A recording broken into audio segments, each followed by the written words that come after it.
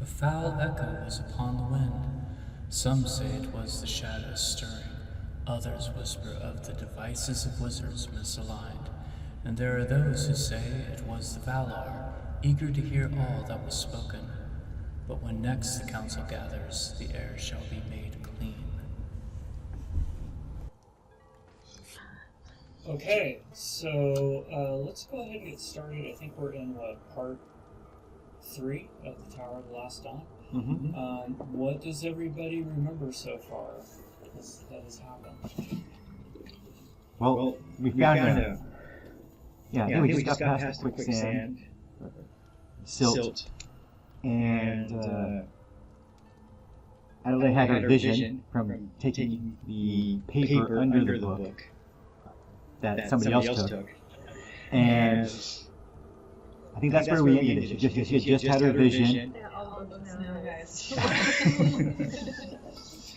We last, I don't know how much time I passed in that cavern, but in that room, but we had been playing some Trolls, I think. we fled in behind. Yep. And there's a well.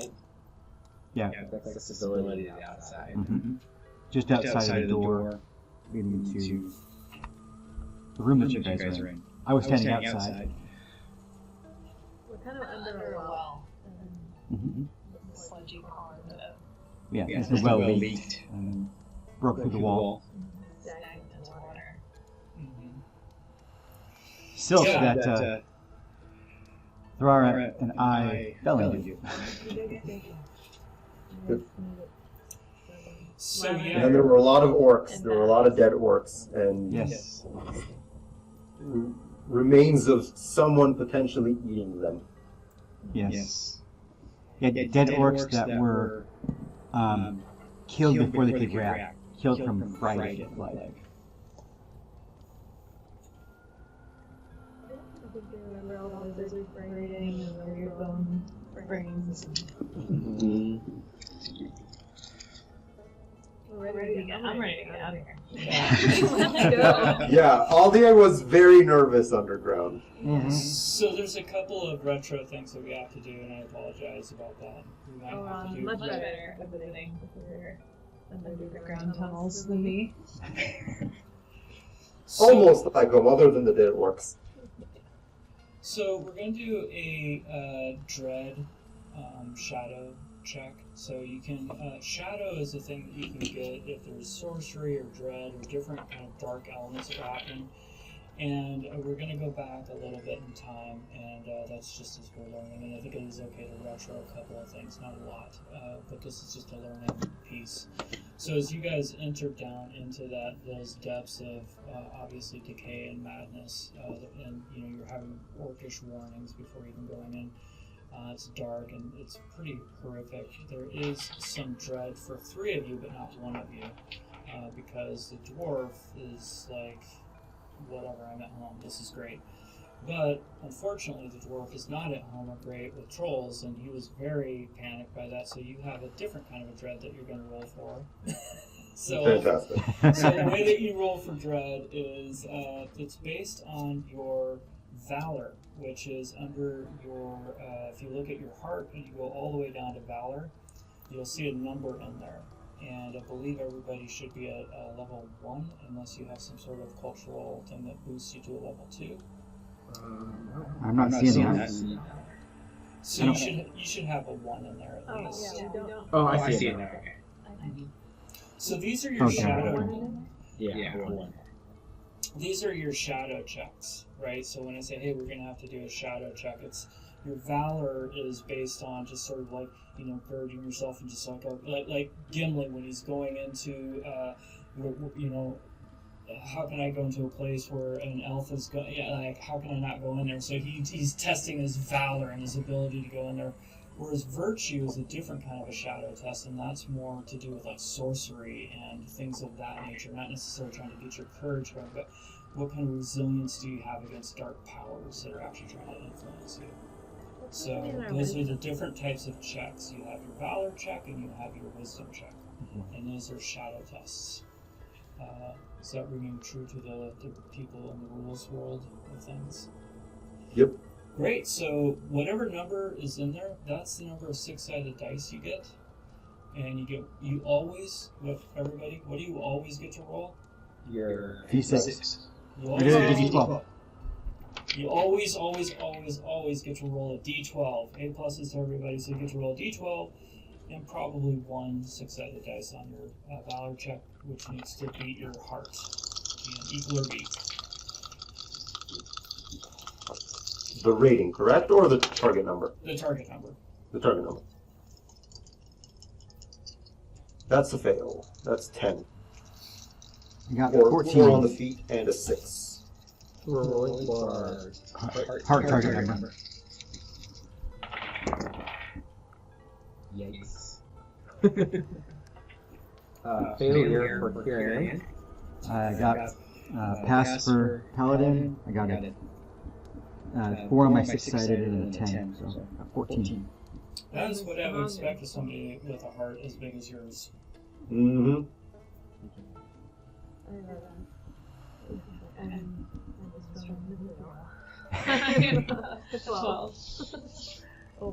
What's your target number?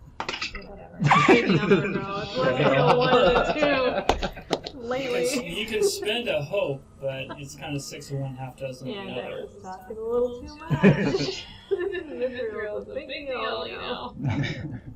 I'm a 16. I didn't make it either. We're a little scared down here. Yeah, so and that actually plays a little bit to how everybody was Self-talk. reacting. Self-talk. Now, how would your idol behave down here? Exactly. So, along with that, we're also going to do a dread check for Paladin. Now, even though Thor fell into the water and got out very quickly, you had to actually traverse through the water and sense some of the evil in there. So you're going to do another valor check for dread.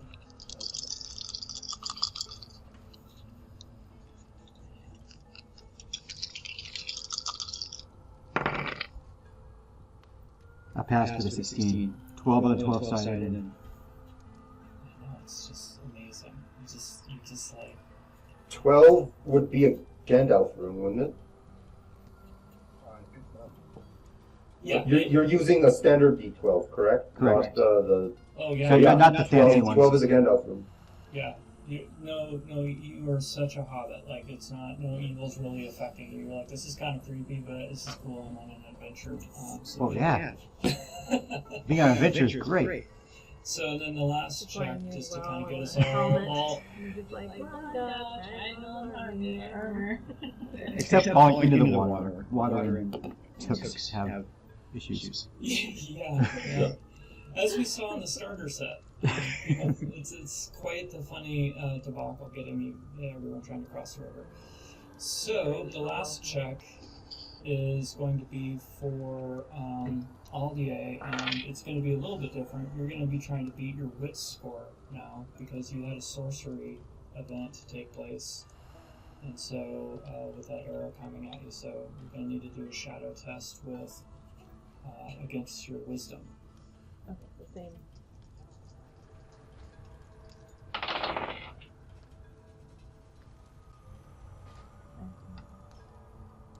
I was 63, and then I was 9, and then Penguin, but I needed to get 15.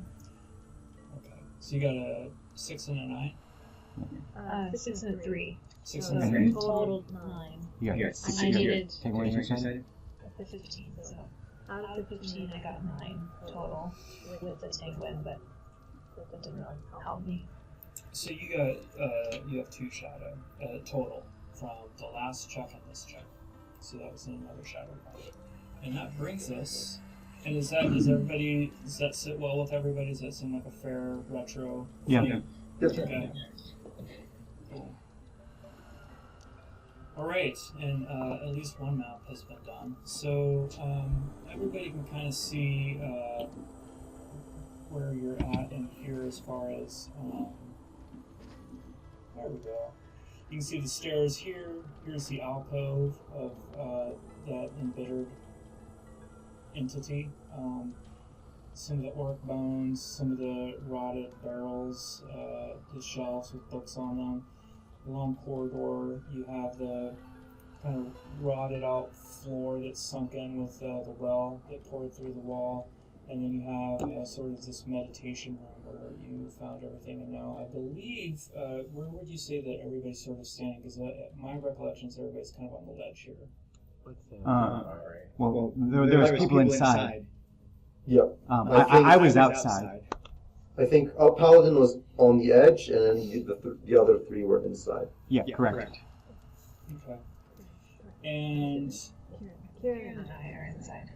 And where's the letter at this point in the books? Who has what books and who has the letter? I'm holding the letter. You're holding the letter. Okay, great. And then you have Kieran, one or two books, and then he has the rest. I have the last. Thrar has the first two books, and I think Kyrian took the third book. Yes, correct.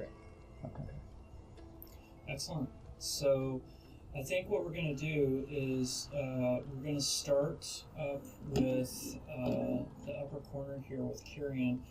And last time we kind of did group social talking, and which I kind of like, but we'll do a little more formal this time and see how that flows. So we'll start with Kyrian. What would you like to do? Yeah. Well, I think that if we flip to the book, I'm thinking maybe we should try to find a way to escape this tunnel, perhaps through the well. So I guess I'd like to go out of the room and inspect the opening to the well. Okay. So you're standing out on the edge too, and it's kind of hard to see from where you're at. I mean, it's a little bit dark. Who has torches, by the way? I think I do. Paladin does. I have a lantern, and you have then a lantern. and Kieran has a torch. I think Right. Aldea does not have a torch. I remember she just shot right down into the into the room. So it's Thrar and Kieran that have torches, I believe. And you have the lantern. Okay, so as you go out, you can see the hole, but you can't really see up into the well. You can't see up and out. Can you hear anything? Are the cave trolls still there? Are the trolls still there? Yeah, I think hearing, I'm a little worried about making noise just in case that you're going to go out and draw any unwanted attention. So I'm being quiet about it. Well, and to your point, so if these are the stairs right here, then your trolls are, sorry, if these are the stairs right here, your trolls are probably hanging out over here somewhere. So, That's a close, I would think. let's go to Aldea. What would you like to do?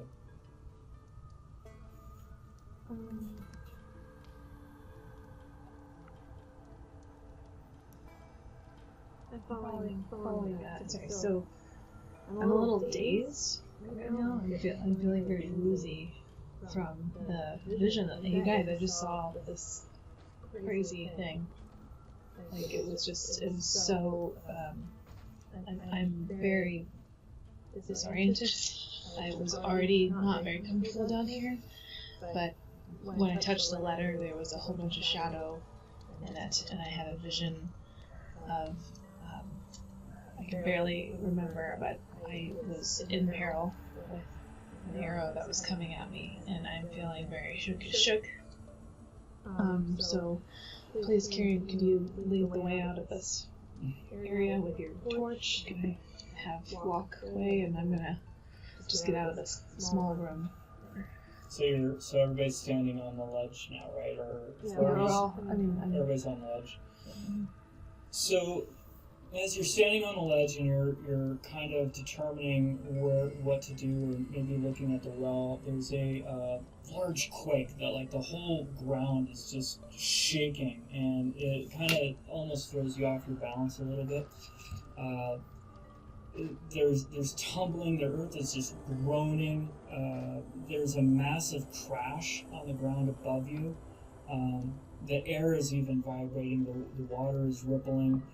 and it sounds like there's grunting. It's almost there's a struggle happening. You're hearing hits and things being thrown, and the low muffled voices of yelling, and then there is a final earth-shattering just thud, and the cacophony of noises just cease. It's just quiet. There's no voices, no retreating footsteps, nothing but stillness. So are you guys aware? And I think that the trolls are fighting up there. Or Somebody's fighting with the trolls. Mm-hmm.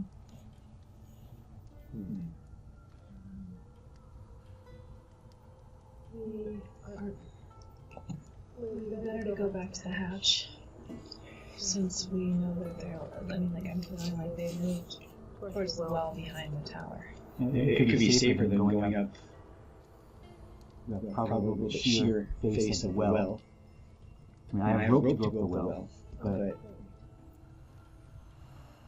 So how do we get the rope up? Exactly. I'm not feeling very well, too. Yes. I don't know But if everybody can climb. Yeah, that's the thing. I'll throw you all up, but I'm also feeling like I'm going up. Well, if we throw up in direction.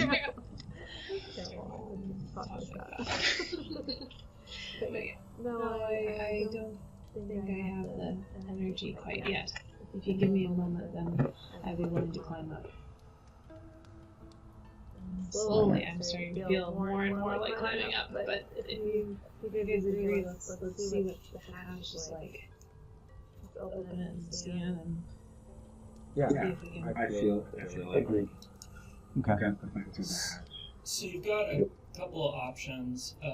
You do have the plank that's still going across the water that I think requires an athletics check for everybody but the elf, if I recall. I can borrow your rope.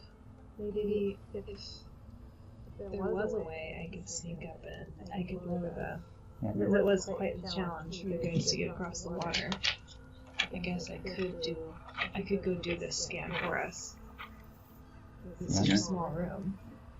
I mean, we tie something in the rope or a hook of sorts, grappling hook of sorts. Yeah, if there's a clearing, then I can drop the rope down. From the well. So you cross the water, go back up the stairs, and then go back to the well and drop the rope. It's possible, but we have to. I guess the only thing is we're waiting for the trolls to leave, and they're fighting over the well. So Either we can escape out the hatch altogether. I can make haste, and since I'm so antsy anyway, and try to get ahead and do a scan check. So I can jump over the water, get our bearings, let you know what I see we could. pretty quickly. While you guys are either you guys want to follow me in the hatch or like we said. Okay. Okay, so let's Can I make a suggestion as well? Oh yeah. We could also use the rope and maybe tie the rope long enough end to end from maybe somewhere on one side of the water and then to the other. It could be like a support that you can hang on to as you're going over the plank. Maybe give you an extra surety over the water. Make it easier for people to cross. Good idea. Untie it so that we can keep it for later. Yeah. So I'll be last in that situation. And first, so you have to jump across twice Yes. or 3 times. Well, Because you have to get one the rope. together and we just leave. I Yeah. think that might be better, but I don't know what kind of. Sorry, I got a little bit in my outside of my character. I'm like, what is the time frame in here? You've been down in that area, I would say less than maybe 20 minutes. And we 100% think that the And it building is- is not going to be our exit, right? We all agree that this is not going to be the exit below. for the wall? I don't know. We don't know. I don't know. Well, at this time. Yeah. With this Someone has to get out and And drop check. the rope for the rest of the group to be able to climb. Because there's no way we can climb the sheer walls of a well. So I could either jump over once, do the scanning while you guys wait because of your speed versus my speed. Uh-huh. Then I kind of grapple and sneak all the way to the other side of the door, the opening from the spire, all the way to the well side. Then wait for a moment and then drop the rope, and then you guys are kind of not struggling. Or I could be the last one out, where I can untie Paladin's rope, and we can all proceed to the hatch. I think we should do that. The second. Because if you were to go outside, you'd have to make it out anyway. If you're safely able to make it out, I think maybe perhaps the rest of us can also get out. Yep. So I'll just sit here in my dizziness. You guys swim faster, fishies.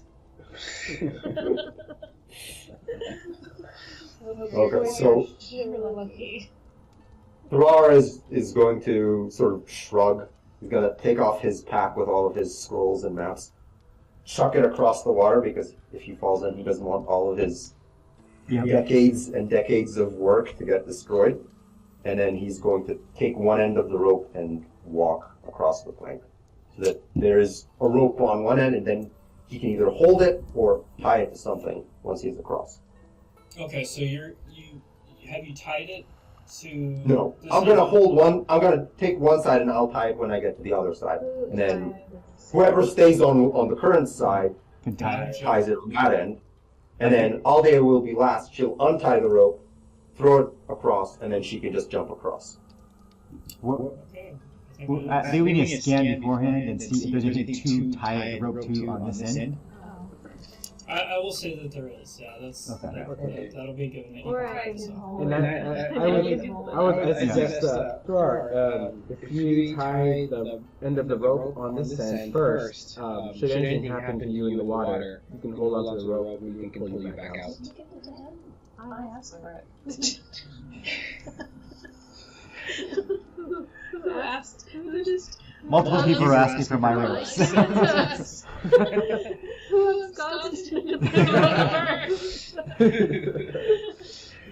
My shadow, maybe. The thief. Since she looks still confused, I'm going to hand it to her. Alright, I think. Why, yes, you can. Sorry. You have a rope now. Officially. So, Okay. Thrar, if you're taking the rope across the plank, just give me an athletics check. Athletics. So one. No, I dig through, I give you a biscuit. I eat a biscuit myself. That is a fail. That is 11. 8 and a 3. 8 and a 3. Okay, so you fall into the water again, and it's still not a great experience, and you are also feeling just that there's just something not right with this water. There's something that doesn't feel natural about it, but you're able to shrug it off as the dwarf that you are, and you're just moving through and powering through and getting to the other side. I'm just gonna get to the other side, still with the rope. I'm wet, but I'm across, so I will tie it. I think that is, we're at that. Yeah, I think that's okay. So, you've tied it off. Alright, Yep. so now what's the next phase that is of your, of everyone's plan? Well, I'll go. We're going to tie it off on this side. Okay. Yeah. Alright. So I'll take the rope and I'll tie it off on this side. Excellent. Who's next? Myself, I guess. So I will, I think. I'm waiting.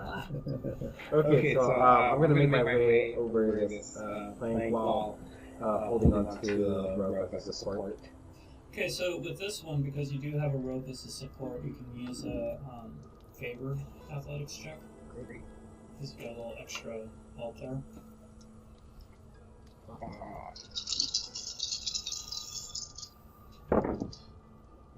Gandalf. Oh, absolute success. Doesn't even need to hold the rope. So you, so I did We my did such a check good as job with the rope.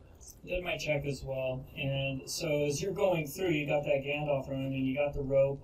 Unfortunately, the weight of probably all your gear and everything breaks the plank. But you're able to hold on to the rope just fine and get across, but the plank is now broken. Oops. All of your books in your bag that you didn't throw across. So, but he was able to hold on to the rope and use that to kind of do the move across. Very attached to my gear. But the plank is broken. So you care about your gear more, your books and everything more than Throg does. So, is my minor action, is it very easy to untie the rope, and then what do I use? I'd like to jump over this. You can, as an elf, you can jump pretty easily over it without even a roll. So, So I untie the rope and I jump over. I still need the rope. Oh gosh, I'm so sorry I couldn't nap. You guys are still. I'm just gonna lay against the wall. Sorry, dreaming. This is starting to happen. You need a vision. It's just another vision. I love it. Perfect. I agree with you. After you. Well, Why, thank you.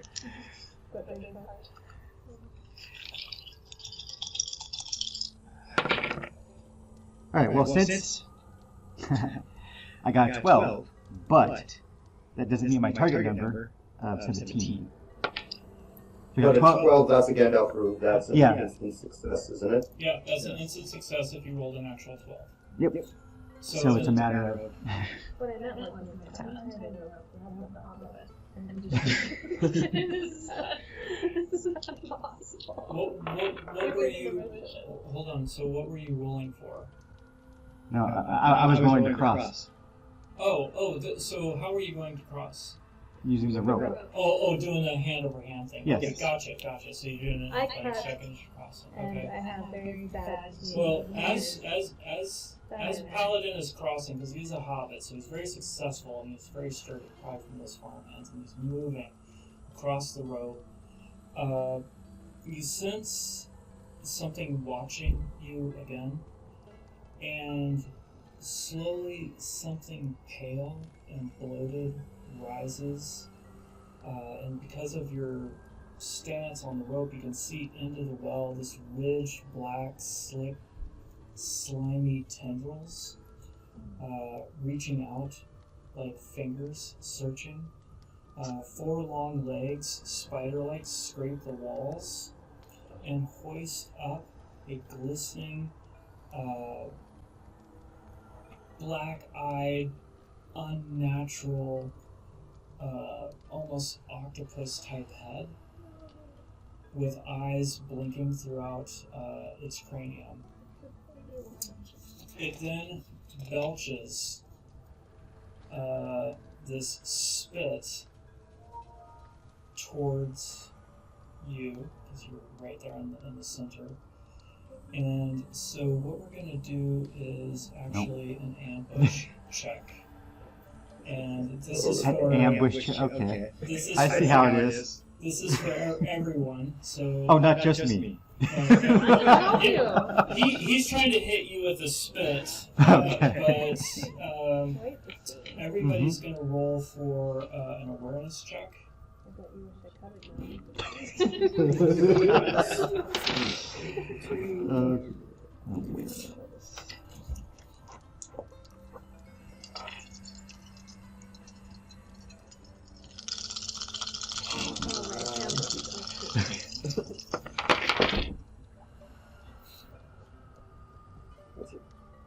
Well, Awareness. I'm going to spend 1 hope and add another 6 for that. Oh, awesome. And that's a success. Yeah, I got a success. I got 12 on my 12-sided, and I got 20. My You're current number rolling a is lot of 17. Gandalf rules I am. today. This is awesome. It's the fear of the water that I don't want to fall into again.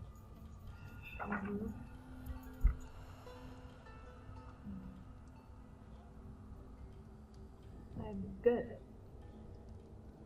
Okay, I failed mine, but I don't know how much hope I want to use. Okay. I need a 5. And then Oh, Aldea, that's a how fair did you amount.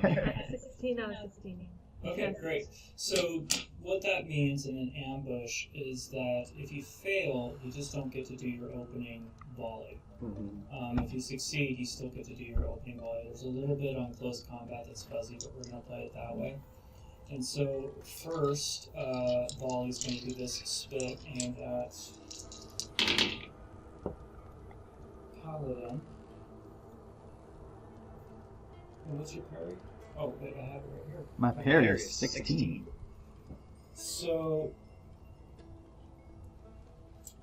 this globulous mucus type spit just hits the wall next to you and doesn't move. It just sticks there. Oh, okay. And, So just like throwing jello against the wall. yeah, because your athletics Any was markings so here? good and your opening volley was so good, you're able to swing down and you're on the other side. So Okay, at this cool. point, Aldea and Paladin and Thrower can all do an opening volley. If you have a ranged type weapon, or if you want to throw a rock, you can. If you don't have a ranged weapon, you can go through balling. Yeah, I have a range. I'll throw a rock because I don't have a range. Okay. And we'll start up with Aldea.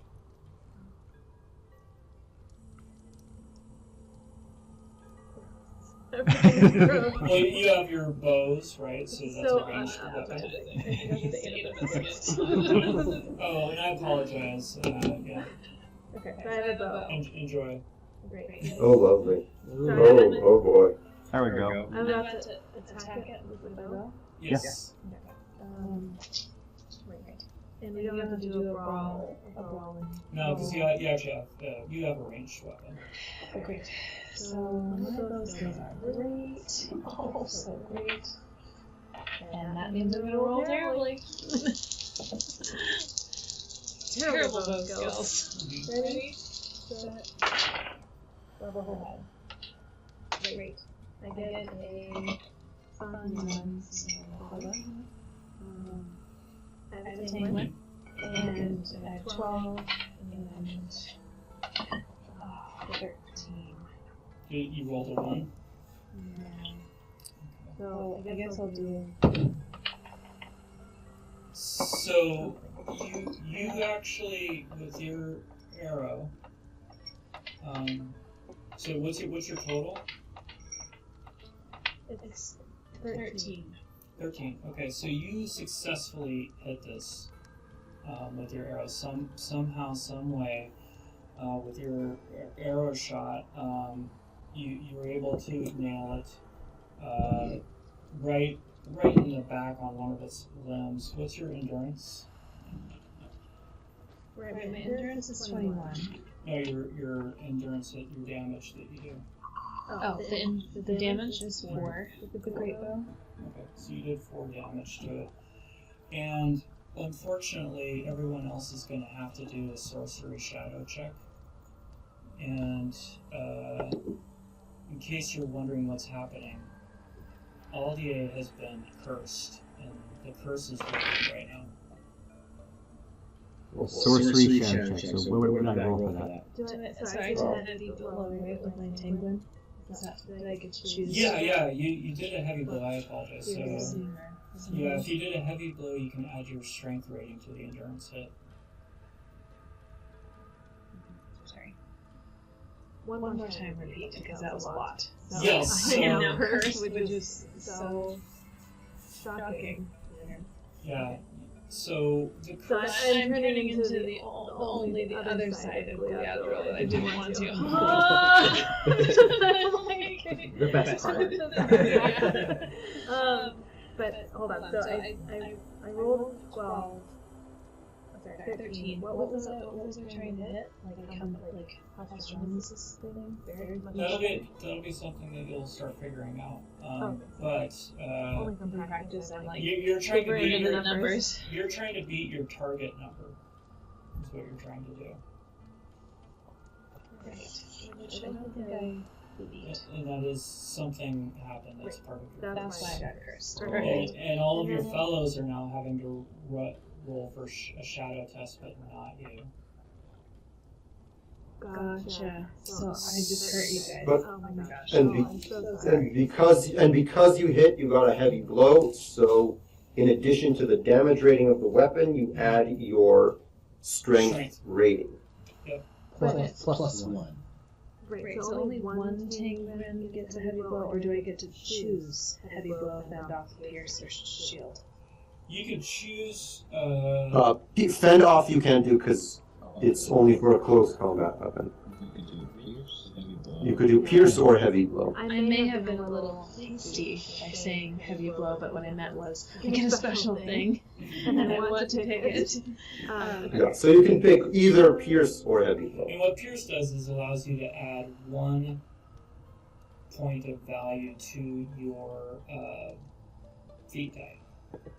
Which that isn't the right one, right? So maybe my instinct for heavy blow is good, because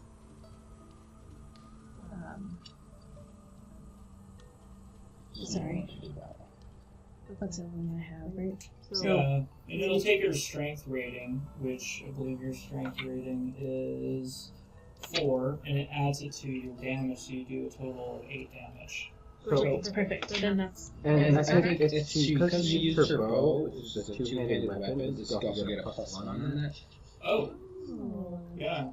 So you got a total of 9.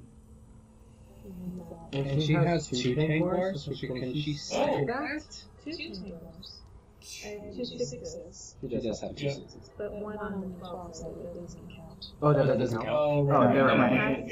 Tanglers are only on the 6 side. Got it. Never mind. I Just wish, right? That would be cool. Yeah. Okay. But you said I was cool already. So everybody else is going to do a sorcery check, which will be a wisdom check. Some sorcery some strange That's a sorcery fail. has happened in the rain. That's a fail. What's the sorcery check? Wisdom. Wisdom. Barely got my. Plus one success die. I met my target number 16. Aha! I passed. I got my Gandalf going. Okay. Nice. Excellent. Excellent. So that's a fail for me, so that brings me up to 2 shadow. So something definitely interesting just took place with all of this, but before we get there, Aldea, when you shot this with that heavy blow and that amazing hit, it was not happy. It let out a groan and immediately shrunk back into the well and disappeared under the water.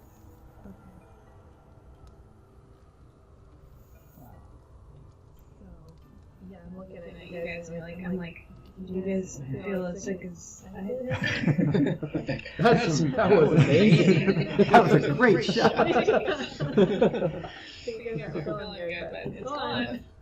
I feel like pretty good, except this stuff that's stuck to the wall here. It's a little odd. I haven't seen anything like that before. There is some evil down there.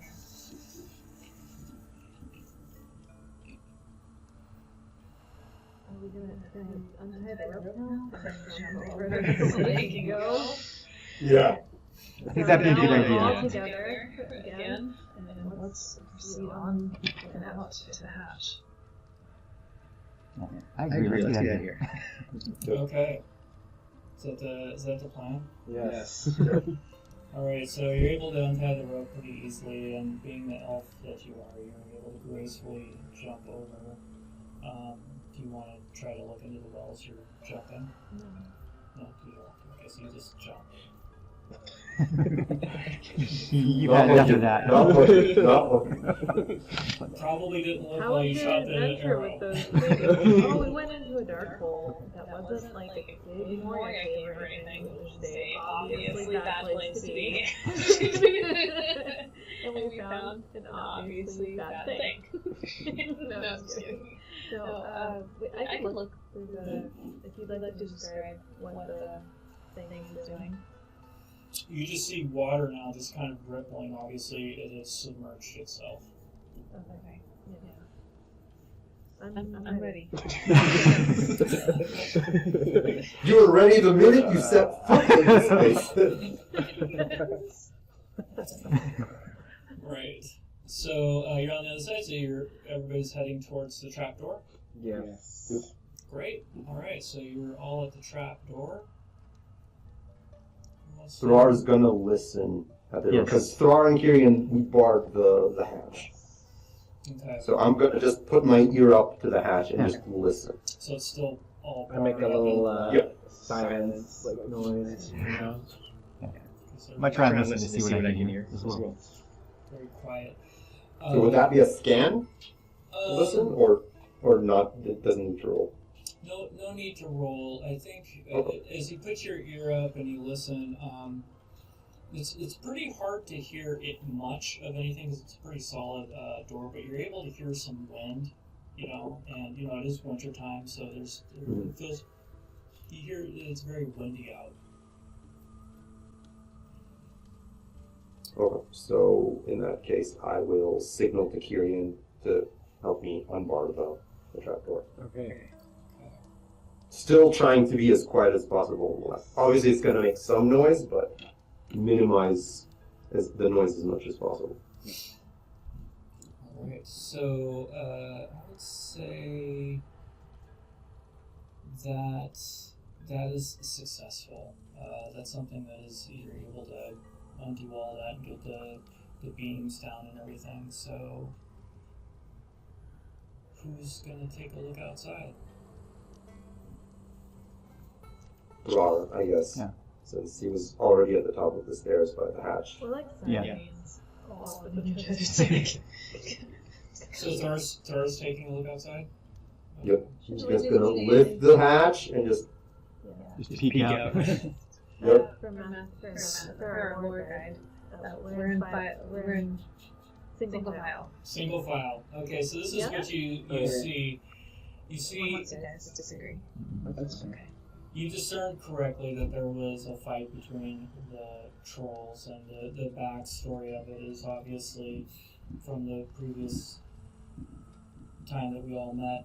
One of them saw you up there, the other one did not.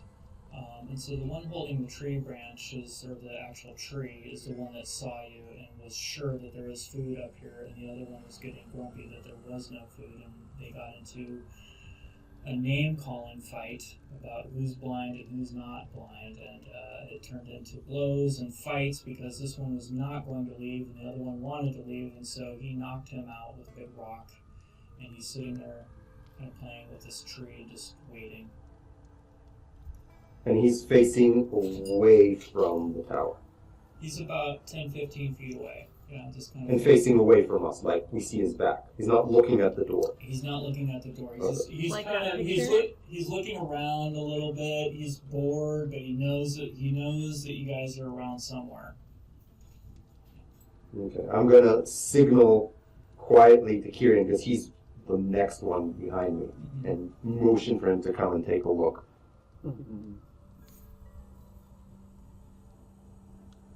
Okay.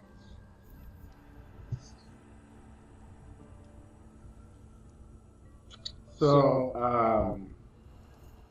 I'm gonna take a look. Is there any kind of structure there here where I can kind of sneak out and like hide behind something as we're kind of getting out of this trapdoor? So, with the trapdoor, there's, because if you remember, you had to remove some beams to even get to the trapdoor because everything's pretty dilapidated. So there is one way out that you are seeing. So you could get out a little bit. but your maneuverability is going to be more to walk outside of the tower. Sure. Okay. I think what I'm going to try to do is maybe make my way out and kind of, silently and try to, I guess I'm kind of looking at the image, crouch behind something while I'm doing that so as not to be seen in case making any noise. Yeah, so you're going to kind of get out of the trapdoor. And I do want to remind you from the previous one, I think there was a lore check done. It is evening, it's early evening, and it was determined that these are stone trolls.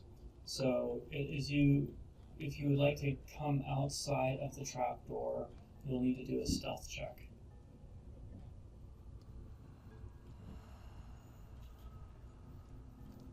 Yeah. Okay, I will do that.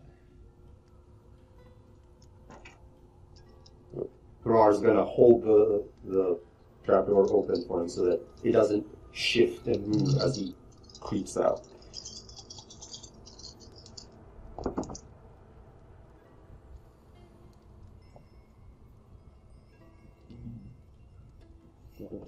I would like to send a hope. I got a 14.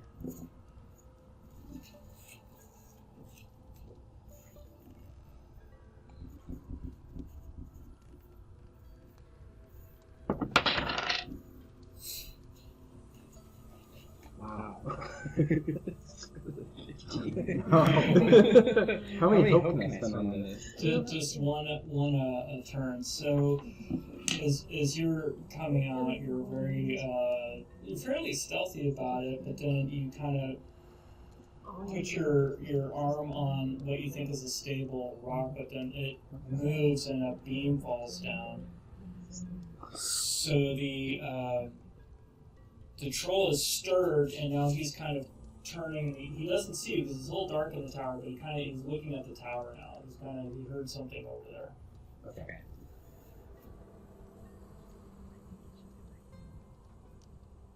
So, am I not out of it yet? You're kind of out. You're kind of in the room, but it's very dark, and he's definitely looking towards your direction. Okay. Deer in the headlights. He's not really sure what he heard something, right? So yeah. But you're in a it's nighttime. It's snowing. Yeah. What did he say? How do you know? Can Thrar sees this? Because Thrar's at the trapdoor. He's at the trapdoor. He's kind of behind him, holding the door open for him. Yep. I think Thrar would be able to determine that noise has been made and that Kyrian is now possibly not moving. Can I try to grab a loose, not too large, a loose piece of stone and throw it out of the tower past the troll to try and make a noise to distract the troll? With an ill-favored roll, yes, you could try that. Okay. It's very weird angles. Very weird angles to try to It's throw worth a anything. try. So what am I rolling for? You're going to roll for a... Let's see here, because we've got... It's an interesting one because it could be a couple things. I will give you some options here. You can do a hunting roll, athletics roll, and I think those would be the two correct ones that you could attempt. I'll do athletics because I have nothing in hunting. So ill-favored. That is cocked. So that is that's a 9. That is a fail. Okay, so you take something and you throw it in, and it actually makes more noise inside of there.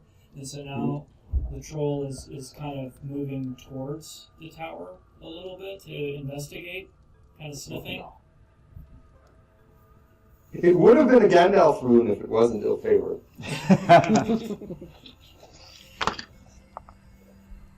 I could see, you could see how it would be ill-favored from the angle and trying to get out the door. And It was. I figured it was worth a try.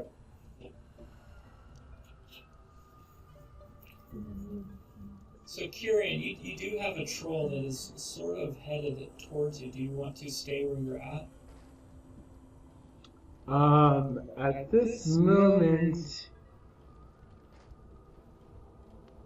maybe I'm kind of freaking out. Frozen a little bit. Well, freaking out a little bit.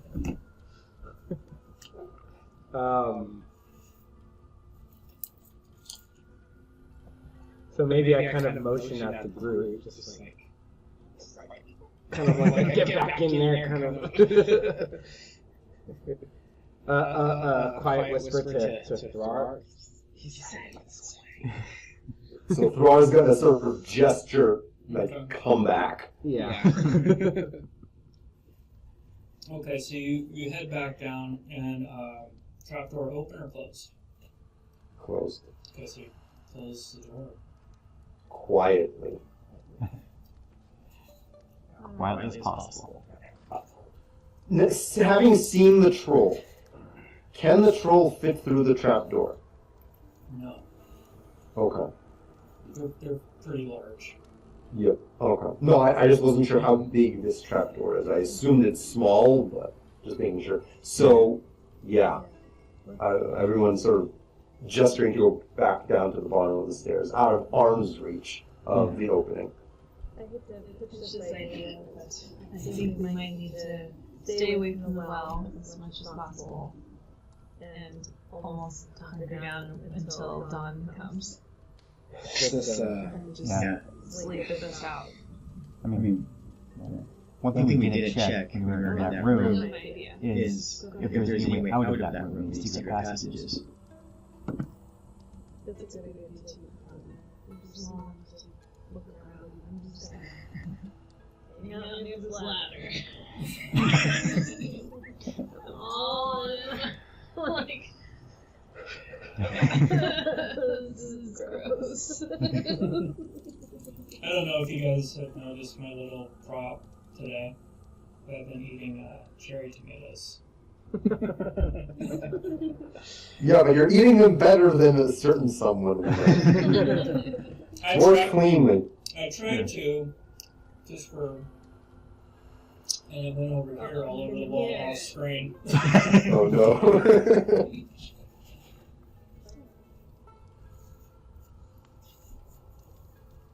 Yeah, so we're kind of stuck here, Yeah. like Aldea said. But I'm watching but please do well. Well, I don't want to go over that pigeon quite yet. Like a cat. Cursed cat. Okay. So, is that the plan? Is to hunker down? yeah. Do we have any way of kind of keeping the time that we're down there? Yeah. If you, Yeah. So what would you like to do? Would you like to all just sort of try to? This won't count as a short rest or anything like that. 'Cause it's not a safe area, obviously. But would you like to all try to rest, or would you like to all stay awake, or do you want to have somebody stand watch or do a rotation of watches? I think what I'd like to do is search around the hallway area while we're waiting for any secret passages that lead us away. Excellent. Because So, we've searched the room pretty thoroughly, but we didn't search the outside area behind the bookshelves. I don't want to cross the silt pit again. I'll stay on this side of things. Yep. okay. So you guys are gonna let. Okay, so Paladin's just gonna kind of wander and go. Yeah, I light my lantern first, and then I'm going to start by going around and behind the bookcases, trying to search for.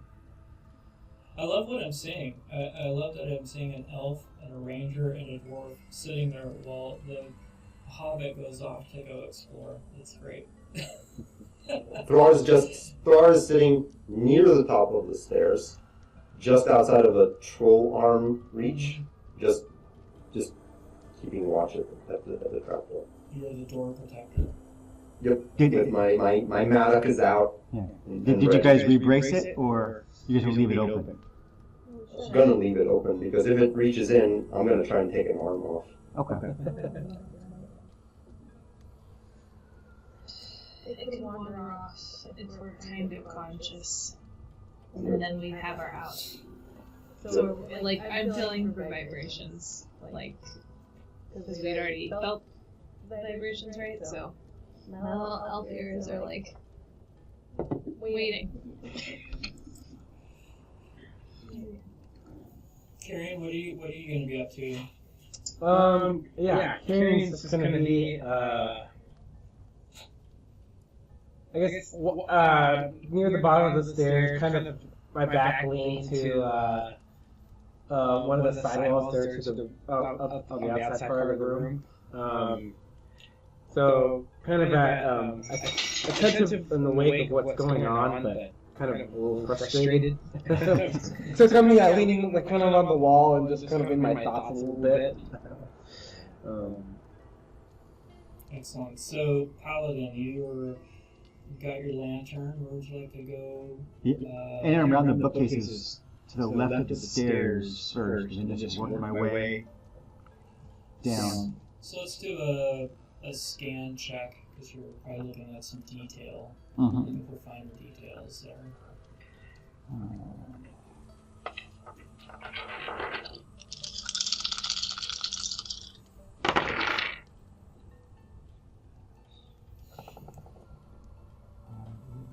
So I got a...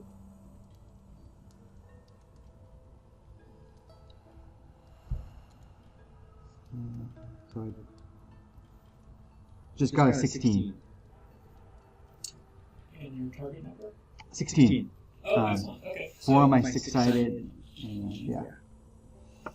So as you look through the shelves, and you're noticing the types of wood, that they're really nice shelves. Almost wishing you could take some of them home because they're out of an oak. And you're noticing some of the nice artwork that's been done on it, and you're maybe making some notes that you might want to come back here someday to try to get these things. Excellent. But that's about all you find there. Okay. How far down do I get? You've looked at all of these shelves. All the shelves along the wall? Yep. To the corner? Yeah, up to the corner. You didn't want to go around the corner, which is fine. But yeah, that's what you see. That's what you see Okay. through the scan. And as you're out exploring with a lantern, is everybody else still kind of in their places of contemplation? Yep. Thrower might go up the stairs and then quietly lift just so that there's like an inch, just to look to see if you can see anything from a gap in the trapdoor. Okay, so what you see now is the troll does have the back to you, but he's sitting almost right at the entrance of the tower. So he's maybe like 4 feet away from the tower, just sitting still with his back turned. Okay. And that's the only way out of the tower, correct? Right, because it's all crumbled down and dilapidated. Yep. I mean, you could attempt to maybe try to climb. It would be visible and obvious. Yeah, it'd be a little hard to be very stealthy that way. The route out the door, there might be some ways if he wanders away or whatever. Okay. Yep. So I'm just gonna quietly close the hatch and go back. So what's the And, weapon roll and the saving the game? And morning. Quick save. long rest. Hit the button. Long. Okay. And then he's down, and then we inch our way around. That's what I'm envisioning. If I could just shake these awful feelings. I'm having like lucid dreams. So, Paladin, would you like to continue scanning? Yes, I would. Okay. I didn't find anything there. Yeah, I'll continue scanning. Yeah. So, We'll say that you pass the scans as you look around to the top part of the room and you look at the different barrels. You're able to determine that some of these actually had maybe flour in them, some of them wine, very vinegary, nothing that is edible. You do see a lot of little cracks in the wall because you're really hunting and looking, but there's all these little cracks everywhere that you're noticing retrospectively were actually behind the bookcase. It's very decrepit, this tower that you're in. And over here is just some loose tools that are covered in cobwebs, nothing of consequence.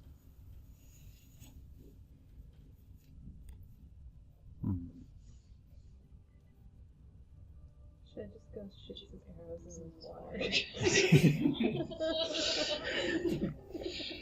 I go back. I mean, I didn't get first. You guys did. Say no? You can say okay. So I'm gonna go up to Thrar and talk quietly since we're near the door. Tell him about the cracks that I found and ask if he can come over and examine these to see if he thinks there might be something on the other side, or if it's like if he jam something in there for a wedge. Since he's a dwarven craftsman, maybe there's another passageway on the other side, or... Oh, yep. He'll agree there's nothing going on outside, so he's going to follow Paladin to the cracks in the wall. So as you take a look at these cracks, these are hairline, just hairline cracks everywhere, and I would say, due to you being a dwarf and having this craftsmanship and ability, you're able to determine pretty much. I would say that your guess is that this had to do with the attacks that were probably done on the tower. That the whole thing is just a little. It's been. The foundations are damaged. Yeah. Okay. I'm gonna tap on it with the side of my hammer just to hear the resonance of the structure, and he's just gonna shake his head with almost contempt at the workmanship. Like there's a definite scowl there, and then he'll relay that it's just badly built and severely damaged. There's just soil on the other side. I think Aldea is not taking first watch. Do watchers? That's a watcher in that water. I don't know what that is. It looked like a very infant-like watcher. So, did they get out of the pools? In my history of watcher creature knowledge, can they crawl out? Or do they just stay in the water? The farther you guys get, even though it's around the corner, you don't want to be tapping on the wall, stirring it up to come out for its meal. Just wondering. Nope. But I don't think any of us know what the creature is, do we? Nope. At least Paladin does it. Can I, thinking back now that we have time, can I see if I recognize what that thing might be? It would be classified as something that would be one of the nameless things. Okay. So it would be hard to know this is an actual in any kind of bestiary that you might know as a dwarf. Okay. Fair enough. It's a foul creature. Mm-hmm. I'm getting a little bit of energy, so my angst is here. I'm like thinking about both enemies. I'm strategizing. I'm like, which one can I leverage more? Going back? Of course, I feel sorry for my party, so I'm wondering, how are you guys feeling? Obviously, I'm more tired right now. How are you? doing okay. It's a little creepy down here.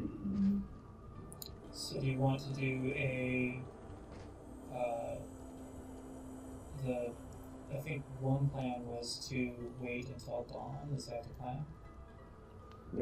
It's looking like it's the I'm plan. waiting for my team. I think that's my first vote to the group was I'm physically sitting against this wall next to the ladder, just trying to wait out the dawn.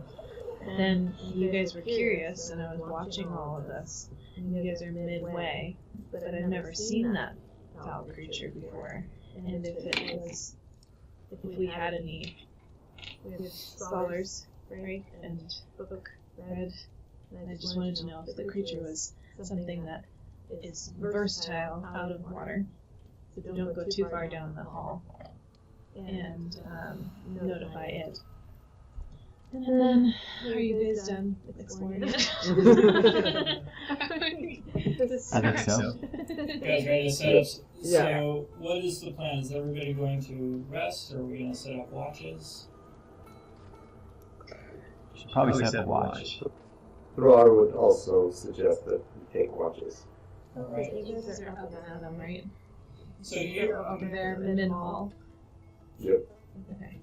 So watches can be done a couple of ways. How many? I would say with 4 of you, you're trying to make it about, if it's winter time and we're gonna say it's roughly, because it does get dark earlier. We're gonna say it's roughly like, let's say 6 o'clock, right?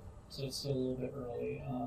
And we'll let you guys hang out and talk for a while and just sort of get to know each other. And so we'll fast forward it to more the bedtime hour, needing some sleep, and it's around 10 o'clock. So the first light will be likely around 7 during winter time, I would say. So that's going to be 9 hours, and watches are going to be, we'll say 3 hours. So we need 3 watches, 3 people who are going to stand watch. Or you guys can sort out how you want to do watches, but that would be one idea for you. Do you know how to do one of those wonderful ranger fires? Okay, I do. It's winter. It's kind of chilly down here. Yes. And we're quite skilled at making fires. Fire low enough so that we don't want to wish to be seen. Stay warm. So, not so much as a flame, but more just hot coals. Yes. And I also volunteered to take first watch. Are there any candles down there? There are. There's some in the alcove. I might decide to take a candle, just to maybe take advantage of some, maybe take a peek at the book that I picked up. Okay. As you're biding your time a little bit. Oh, winter reading. Yeah. We're not bored though.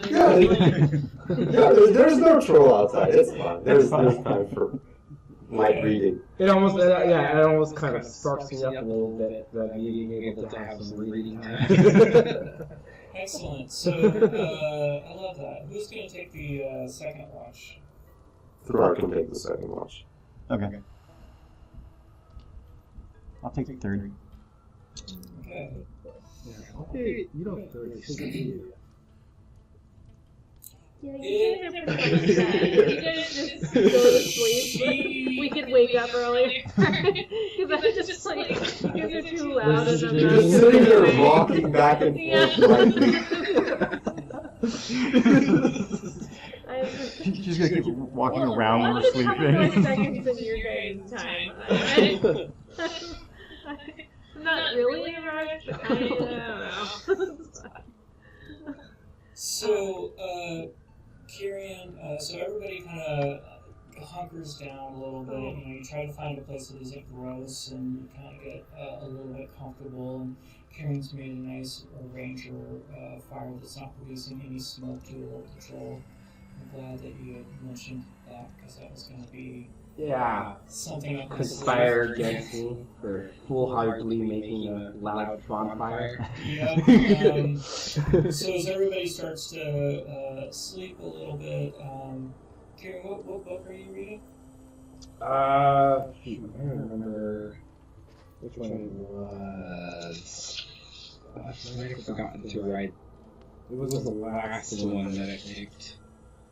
The Lake Evan? Yes. The last one was the Gloaming Pact, right? Oh, the Gloaming Pact, correct. Yeah, And then so Thrar has Evandim and what's it called? Echoes of the Star Kindled Shields. so Just look at it. because these are large tomes and they're not necessarily fast reading, and even fast reading, you're not going to read the whole book in 2 hours. Right. You're flipping through the Gloaming Pact and you see different maps and you see different things and you see the chapters. And one of the things that you're picking out is that this was some scholars of Annúminas that were interested in the Witch King's ability to control weather and have influence with weather. And can you do an awareness check?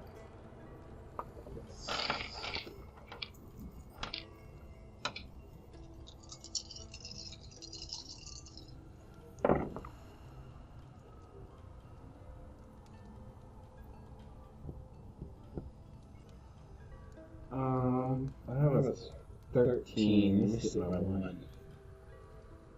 Do you feel like spending a hope or no? Well, I don't know if it do me any good unless I really go to level 6. Oh, Or does it add a dice? Does it reroll or add a dice? It It adds a dice. Okay, then I will spend another. I'm at 8 now.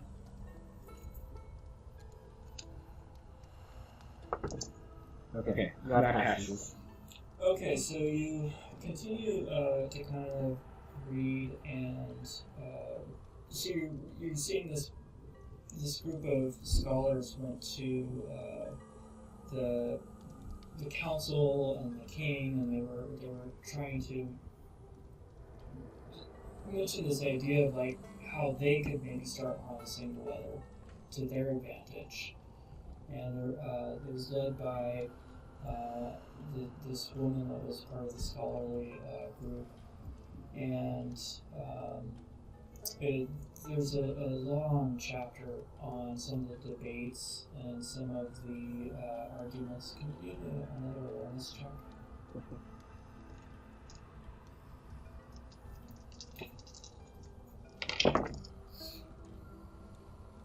Oh, that's not good. I got an I. Oh, so as you're reading about the debates, your eyelids feel heavy and you just fall asleep. Yeah, so you get a nice sleep.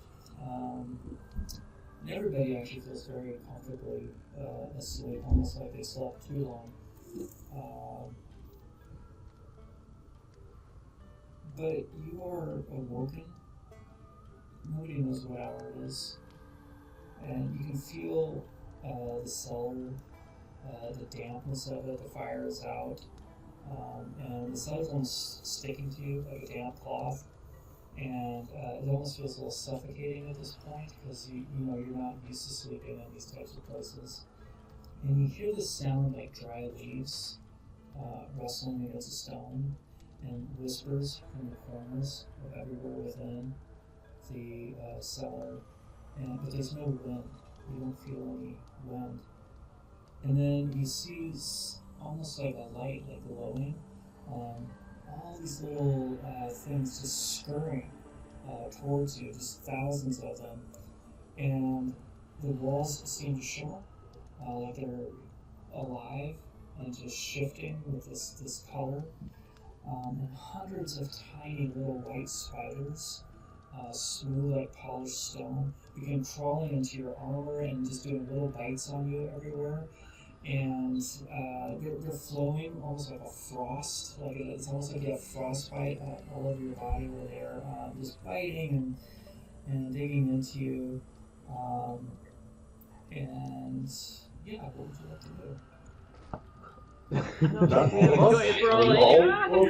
No, I think that's just him. Okay. I think it's just him. Oh, really? It's everyone. Oh, I thought it was just hearing. No, he's fallen asleep. He fell asleep, so he was not on guard. So everyone overslept, and you don't know what time it is, and everyone's waking up to this. Okay. So,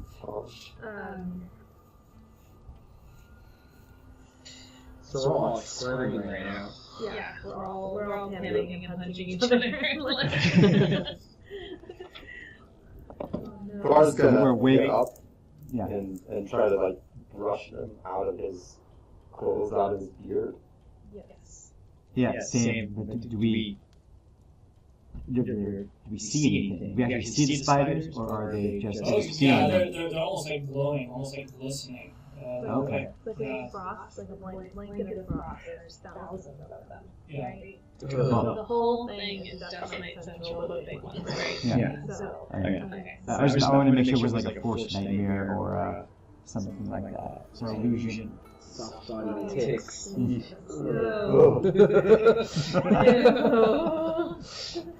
So, well, I'm like, well, let's get out of here. I think I'm kind of like, well, wait, Kieran, have you checked if the trolls are gone? Well, can I attempt to like turn on light a torch or something? We Yeah. currently have spiders everywhere. So we're- Okay, so I'm doing like a drop, stop, and roll. So you're drop stopping and rolling. You're doing the dance. Yeah, I'm up and just trying to brush them all off. And All right, so you're doing more of a cool dance move over here. I've like been dreaming of going up this ladder. So you're just gonna run up the ladder? But like, yeah, I wanna see if the troll's gone. Like immediately. Obviously, I'm kind of stopped, but I'm freaking out. So I'm like I climbed up as cautious. So you got spiders on the ladder. You have spiders on you. So you're gonna attempt to try to climb out in this state. I think anything would be better than this. So I'm quite like a pressure pot, right? Like I let everyone else look out, and I'm resting, and this is quite a shock. So yeah, I'm up there just like they were a second ago, So and you, I'm pushing it up, and I'm trying to scan. what we're gonna do is we're gonna pull this back just a little bit so everybody's in the same time. I'm swift, right? I jump on legs. We've got Thrar who's woken up and he's shimmering, and we've got everybody's kind of shimmering and shaking to try to get all the spiders off. And you've dashed. except for Kieran, he's rolling on the ground.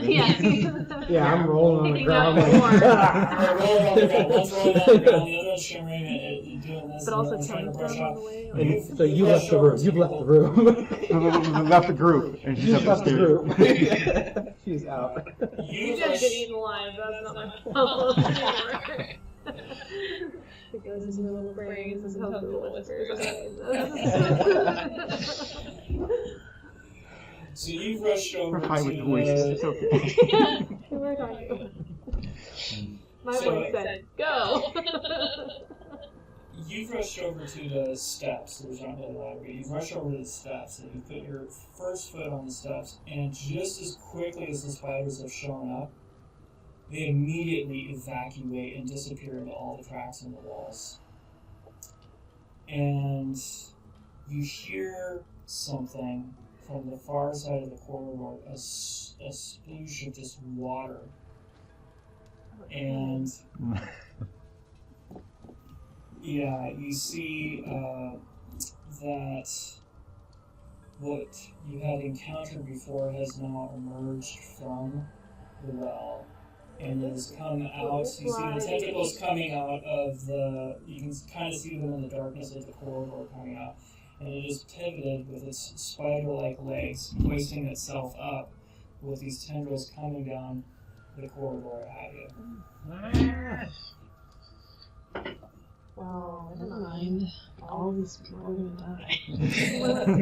Go back down. Okay. So, Did so all this the is- spiders disappear from all of us? They did not like this thing, so they sensed it was coming, and they all completely. I prefer Alexa over this alarm clock. And Little spiders. so what we're gonna do is we're gonna do a because you guys are just waking up, we're gonna do another ambush attack. So we need awareness checks from everybody. Awareness. Oh, yeah. Yikes. I'm aware. I failed by 1. 16. I had 15 out of 16. Yeah, I got 16, but I got a 6 on my 6 sided. I'm gonna spend a hope I get a 5 or a 6. That's 6. It's a 1. Nope, I failed. I failed as well. I need 9 more. So, Aldea, did you want to spend a hope? Yes. Okay, and remember, you get an extra An dice extra for that, dice you so can you roll. don't have to reroll. Perfect. 8, 18, 16. So 16 is my check. And I got 18. Okay, so we've got 2 people who. There's the ambush. Well, I guess I gotta go for it first. Okay, So I have advantage. So you don't lose your volley. You don't lose opening volley. So Paladin gets an opening volley. You get an opening volley, and Kyrian and Thrar do not get an opening volley. And what it's going to do is, in this, you actually get to go first, even though it's ambushing, I believe, because I think the heroes always get to do opening volley first. Unless, I'm seeing a look from Thrar. Usually, unless the lore master rules otherwise. So it's really not good. Yeah, I think because we've got, I think we're gonna have some quick reaction to this. This thing's moving a little bit slower. It is surprising you, definitely. And you had all the spiders going, but you have Aldea who's already up by the steps. You got Paladin who's doing kind of a cool move, right? So he's a little bit more aware. Whereas we got Kyrian rolling around on the floor. And there's the one spider that got tangled in. Yeah, so you're very distracted. Can't get it So you're not going to He have would your like to opening leave volleys. too with his friends, but you're like, no, buddy. So, That spider is trying to escape, but he's stuck in there. so let's go ahead and do this. So, we will go with Paladin first. Or actually, yeah, everybody's good range. So we'll start with Paladin since you passed yours. Alright, so I'm going to shoot my bow at it.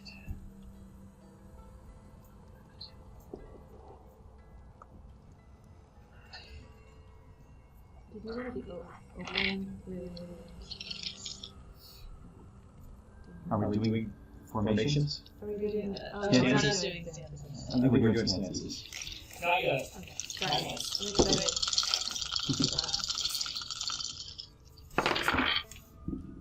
Oh, wow. Okay.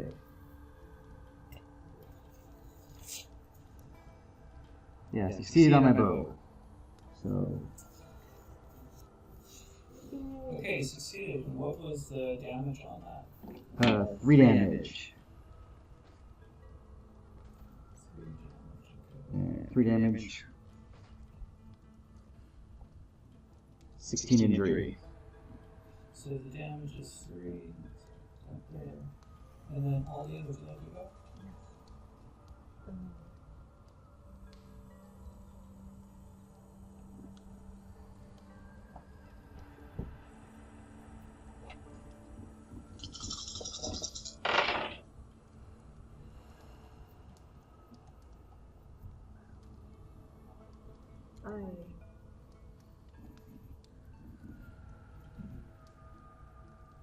My bowstring broke or something. What are your numbers? Sorry. I'm at 9. I'm about a 9. What are all your numbers? 5, 2, 1, 1. Okay, so you actually hit it, Oh. and I'll need. What's your damage? It is a. Sorry, 4.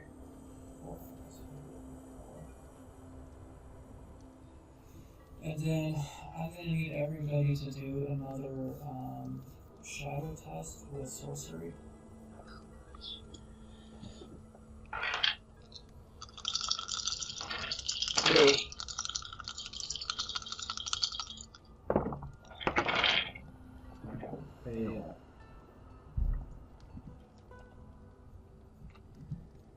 Alright, I passed 3 over, so I got 13. I got 16. Target number is 13. Your target number is 13? Yeah, I got 16. So you're doing. Our target number, that would be our wit's target number, correct? Your wit's target number. Okay. Oh. Yeah, so your wit's. Oh, wits? Okay. So I just made mine. I thought we were doing hard. So. Right, so that's So I just got my target number. Awesome. So everybody else who failed, you get a shadow point for the whatever sorcery is happening with Aldea. But Aldea, you did hit it. Did you get any? You didn't get any 6s, right? No 6s. Do I have to take any kind of? No. No. Okay. So with that, it is now going to go, and what it's going to do is do its It doesn't have any water eyes on its octopus hands, so we're okay.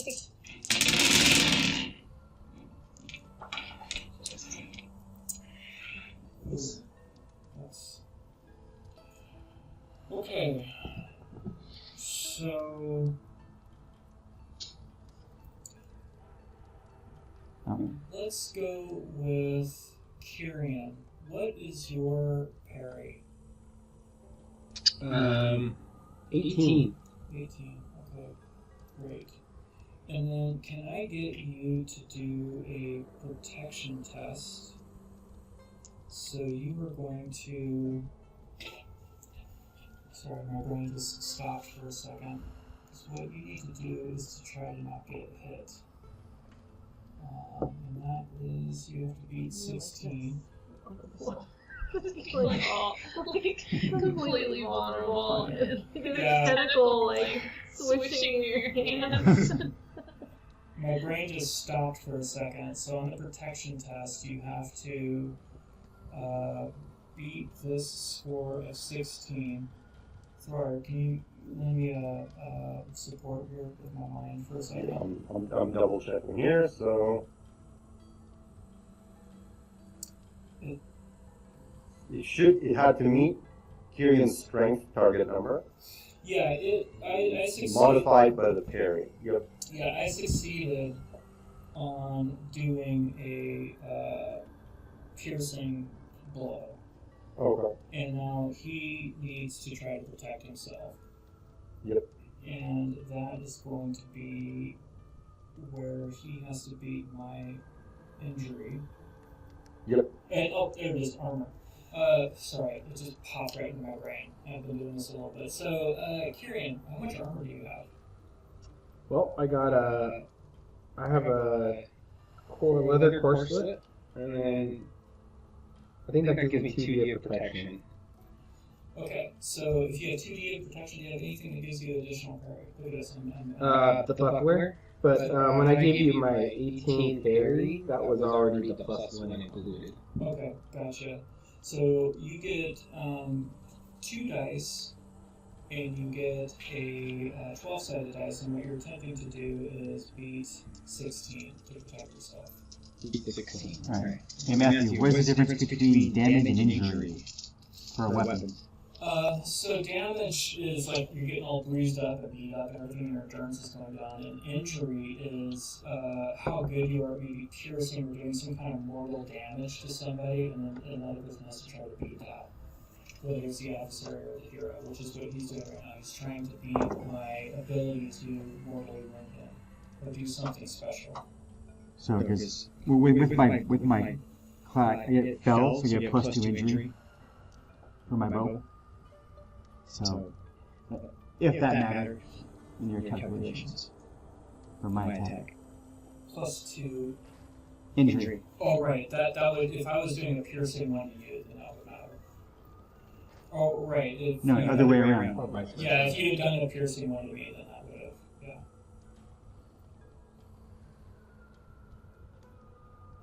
Yeah. Is this something that somebody can spend a hope on? Yes. Okay, and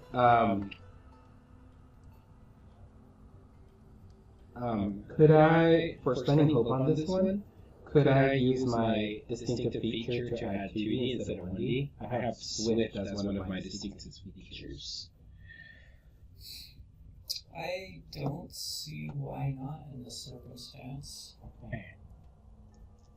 Kind of already rolling. Yeah. Okay, so we roll 2 for it. So that allows me to pass with 11, 12, 13, 17, 18, 19, 20, 21. So he's only going to do 1 endurance damage to you. Okay. Through all of that. So he swipes you with one of his tentacles and just kind of hits you while you're on the ground. And let's go again. Anything in that eye, I guess. Oh yeah. So I kind of get like spanked by this thing. Pretty much. Yeah, so you lost some endurance on there. Yeah. I think he's going to go for Thrar next to Thrar, probably still a little bit closer, and right Wet towel. Yeah. Wait, it did come out of soap pool, so. Yeah. This is just a bath out. Full whip. Your parry's at 15, right? Correct. Okay, so your parry at 15. I never have that. He does hit, and so you're going to lose 1 endurance on that. And next up, he's going to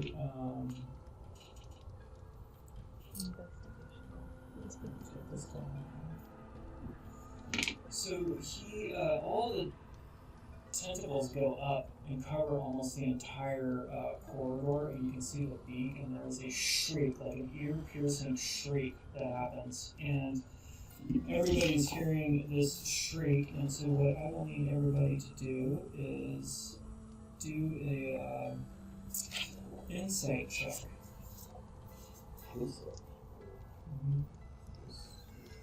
What is inside? Oh, there it is. Yeah.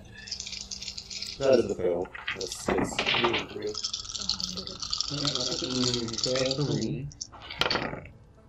I got it. We did it. Yes. I passed. Oof. Fail for me too. So who will pass? Aldea. And does anybody else have any, are you close enough to spend hope, or? No. Very I have a whopping Did 10. you roll a 10 on a 6-sided die? Well, I rolled a 10 and I needed 13. Okay. Oh, you rolled a 10. Oh, right. No, you total, If sum. if you roll a 10 or 12 on a 6-sided dice, then that counts as an auto success. Or 10 or 12, on a 12-sided dice. 10? No, 10 is just about you. Only a 12 is the success. Oh, that might be the first method that I have. Yeah. Because the 10, I've read it where 10 can be an auto success too. 10 or 12. I think just 12 is auto success because that's the kind I of like and then the 11 is an auto failure. 'cause Yes, it's Yeah, yes. that's the eye. Yeah. Rubber. So, okay, Let here it we go. go. Two auto successes. Kyrian, you begin to. Kyrian and Thrar and Paladin.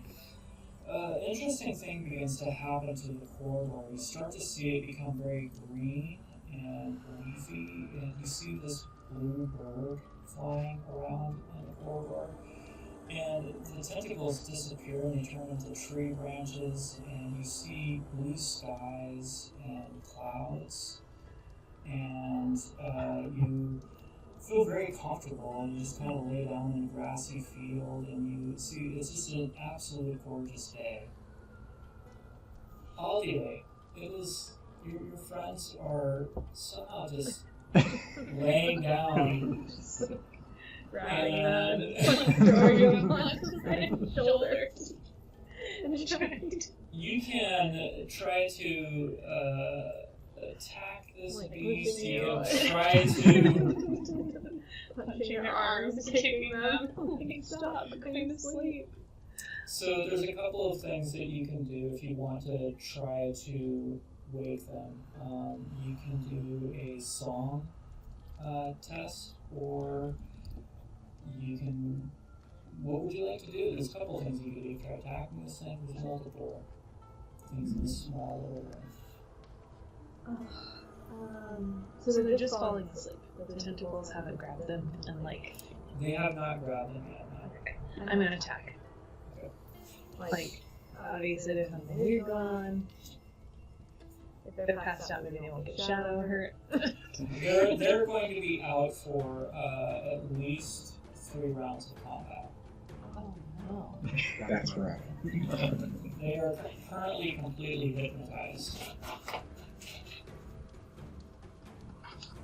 Yeah, this girl's not gonna be doing Kumbaya stuff to get them up. But she's like this creature isn't that. Well, see, the last time you tried to sing in the bar, it didn't quite work out well. Yeah, my hobbit lady. Trying to control the bats to get out of the bar. Yeah. Okay. So I would say it's Hell's turn. So we are now in actual combat. You don't have any range. You don't have anybody helping you. But because it's a one-on-one, I'm going to allow you to stay in range at I had a least. sword. Yeah. Sword. If you want, you can switch to close combat. However, I can allow range at least for the first 2 rounds, as it's trying to approach you. Yeah, I wanna shoot and then cut through the tentacles that are gonna come grab you guys for snacks. You guys are almost, you know? Mm-hmm. So you're gonna shoot your arrow? Yes. Oh gosh, you guys.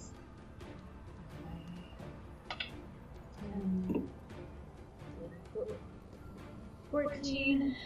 I could roll a hope because then I would get a little bit. So I'm gonna use a hope to add a dice. That worked. So I succeeded. Any 6s? No 6s. Just a 6. Just I passed my wits number, right? So you hit it for 4? Yes. Your wits, the number you're trying to hit is your strength with your bow. My strength? Yeah. Oh, 16. 6. I got it. I had 17. Okay, perfect. Alright, so you hit it for 4. So now it's going to miss us. It's going to do.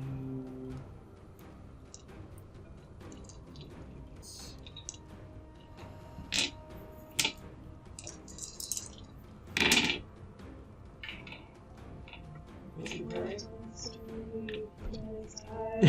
I'm just leaving this place. What's your parry at? Secret to myself. I don't like that song.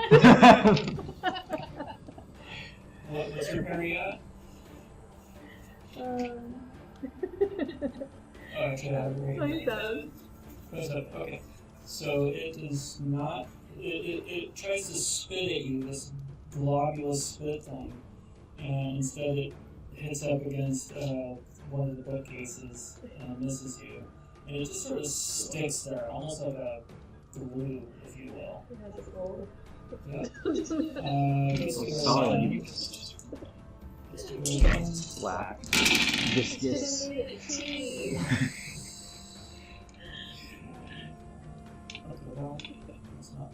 Maybe you can make some after a cup of tea. Yeah. Or a bucket of tea. Obviously, it's been sick in that water. So it lashes its tentacle out to pick on Kyrian and seizes Kyrian up in one of its tentacles. Kyrian says, "It's a breeze." A spring breeze. That's exactly right. In your world right now, I'm flying. I can fly. Swing from a tree. Enjoy yourself. That concludes the first round of combat. You guys are still hypnotized, and by the way, yeah, you guys are currently dealing with a loss, so there is no more curse happening because everybody's out. So, Aldea, it's up to you. Is that. How does it. When the last is grown up and just. That beef's just eating you like a potato chip, you know? Like.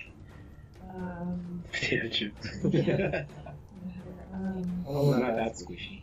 And I'm going to take another shot really quick because that seems more appropriate. So she's like this, she's shot, she's going to do another one because that's her skill set.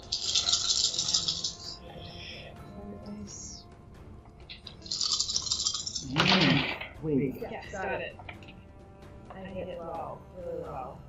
I have one ability to do a heavy.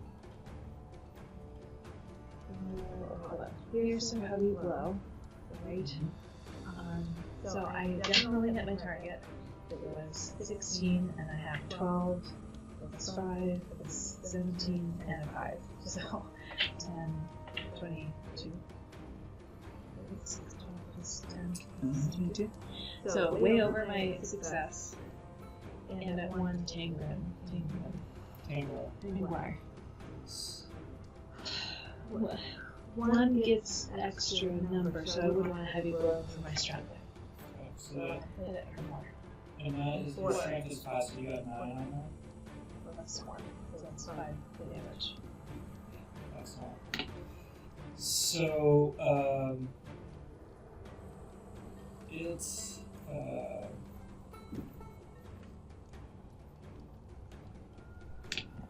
I want you to do a wisdom check really quickly. I'm so good at those. Skulls. It's a family.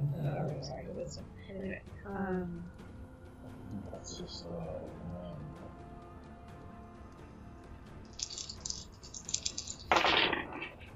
oh no! I got an eyeball. I got a star eye. Yeah. Okay, so this is what That's happened. why I left Lampwater. You, with your No wisdom. with your bow and your shot that you did, that was you've been hitting it with quite a few arrows. That last one was a little too close for comfort, and it you hit in kind of the meaty part of its cranium area. It drops Kyrian to the ground, and it lunges towards you and scrapes at all of the walls. I need you to take 1 point of shadow damage. And then it completely makes a hideous sound as it screeches and recoils and goes back into the water and into the wall.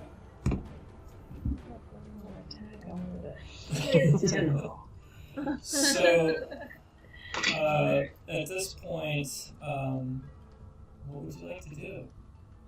To party this, have a little nap time. It's already so stinky in here, and not like garlic would help wake them up.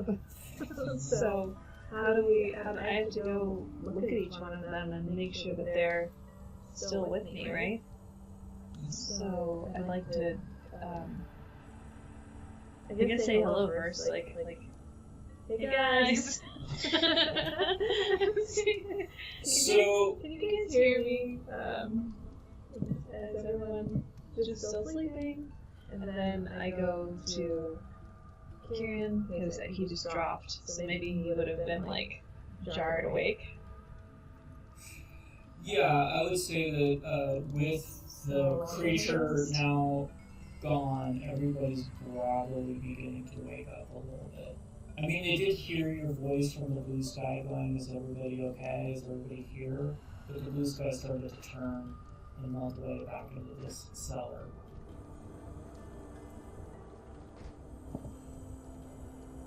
Well, if you guys are waking up, then I'm just waiting until you guys are all waking up. I'm just watching you guys. I mean, I came over to you. I did check on you. I put my hand. I'm very like, where am I? Asking, where am I? You might have seen that. Yeah.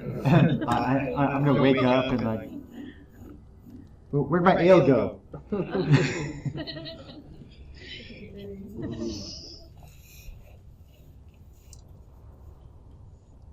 Like soothing. Oh, we're back here. Still keeping an eye out. While they're, I hear everyone. I don't hear the Thar is the only one I haven't Right. heard. Thar. Nay. I'm looking at you. Are you responding? Yeah, I'm sitting up. I'm sitting up and just rubbing my eyes, and trying to get my bearings. I think I wanted to go look up the hatch now and just get ahead of our exit out of this place. Is that possible? Yeah, you can take a look. So I went up the stairs. Is that the plan? Everybody's good with that? They're waking up. I mean, you don't have a say on the We always send in Yeah. you can do what you want to do. So you crack the trap door. Are you flying it open, or are you just cracking it open a little bit? No, I don't know what time it is. We just had 2 bad alarm snoozes.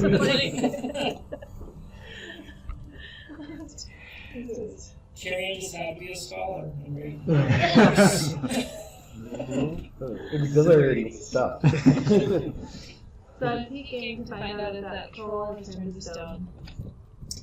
Okay, so as you crack open, it actually hurts your eyes a little bit because it's actually you've been in so much darkness and you have sunlight that it's not even sunlight, it's just like diffused cloud light because you can still see snow, but it's so bright and white that it almost hurts your eyes. And you can't see really anything outside the door. You don't see a troll sitting. You can determine it's daytime, so it is probably left. Alright, I'm gonna throw up I'm throwing open the hatch. Okay, so lots of light is flooding in at this point. And then, can I help anyone out, or we need to get out of here now? No, but by this point, I think Throar's stood up Yeah, same. and shouldered his pack and seeing the light coming in from the trap door. It is dawn. We made it through the night. Excellent. Yeah. So, is there anything that you want from this tower before you all ascend out?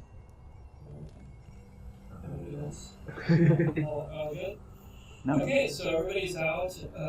You can see probably a fresh 6 inches of snow on the ground. There's already snow. There's about maybe 6 inches from before, but now it's like there's a good foot of snow on the ground, and the snow is coming down. You can even see sort of the troll that was knocked out.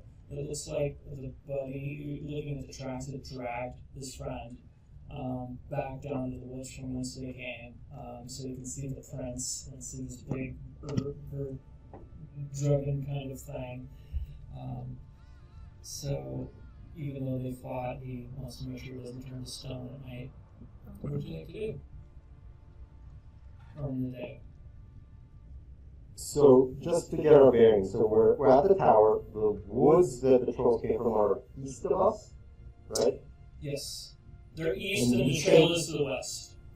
Yes, okay. We came up, heading north. Yes, there's like a southeast and almost more west, but still kind of south is where the trail is. Okay.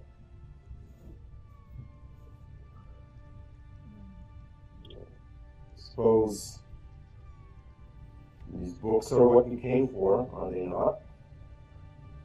Yes, we need to go back. I guess. You can Is do there that. a them?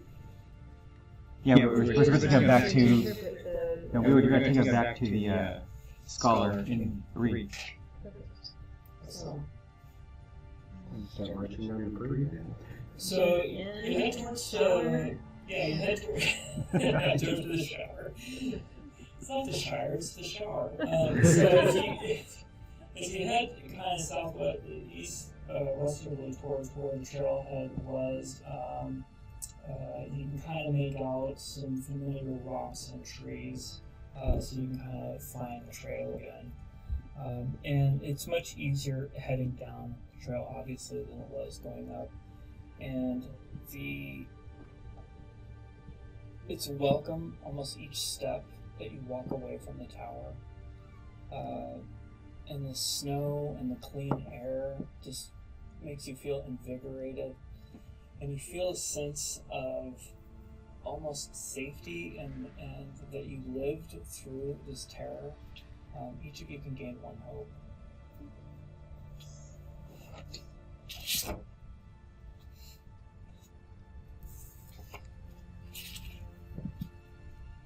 And you're walking down the trail for a while, and because it's a little bit until you get to the trailhead where the road is. And at the end, you see, as you're coming down the hill, you do see somebody crouched over, pretty close to the trailhead. They're looking down at something on the trail, and they're hooded and cloaked, so you can't really make out who they are.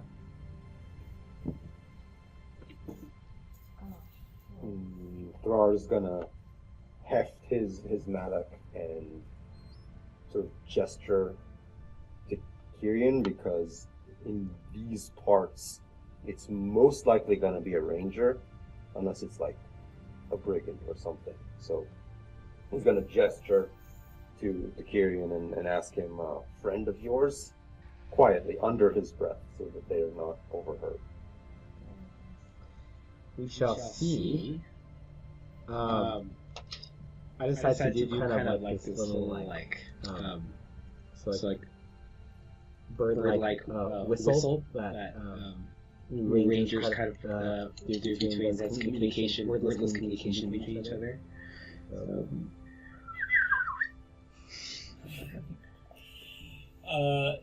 He stands up and looks over at your party, and indeed he is a ranger. He flips his cloak back and whistles back to you.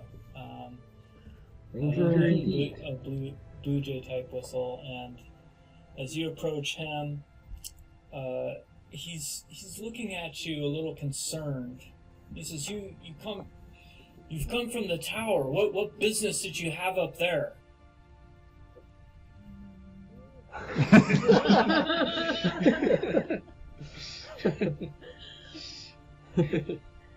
None of your business. In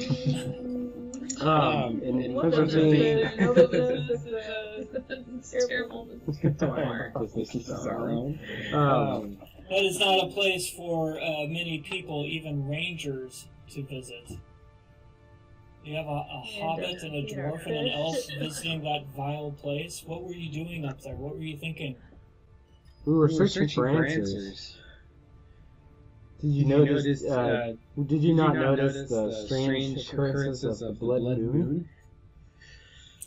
Yes, we did see that. That was very curious indeed. Have you found anything out about it? So you were going to this tower to find answers? We were directed by a certain scholar in Bree to obtain information from ancient books that perhaps would shed light. You descended underneath the tower then, is what I'm hearing. Unfortunately, Yes, we were assailed by two trolls, and that was the only safe space to flee. How safe did you find it? It was perilous. Did you not see the warnings? I kind of look up to Lar and kind of whisper. Oh yeah, like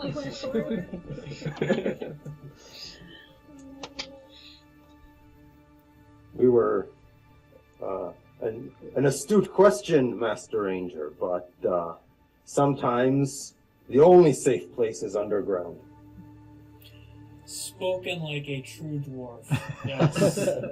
I would imagine you find much comfort in the underground, despite the evil that is down there. It's obviously something or someone is watching out for you that you were able to come out of there unscathed. And are you all unscathed? He looks over at Aldea and he goes, there is an evil about you.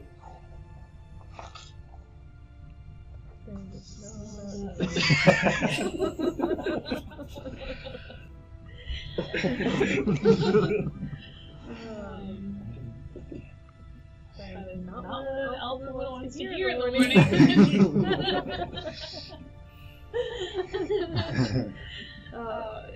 There's a... Sorry, I'm so joking. I want to give her character, but I'm like, I just fed that fish, that's all. Oh my gosh. Ranger, I think the warnings are true. No one with the faint of heart should trespass on that property again. We're looking, and where are you coming from? Or where are you headed? I come from the Southern Angmar Rangers, and we are here reviewing. This is the end of our trek, and before we go back, I've found some orc tracks here, which is not uncommon in this area. But what did you encounter that is making me sense this about you? As an elf, I would never think to sense such a presence. There's a darkness.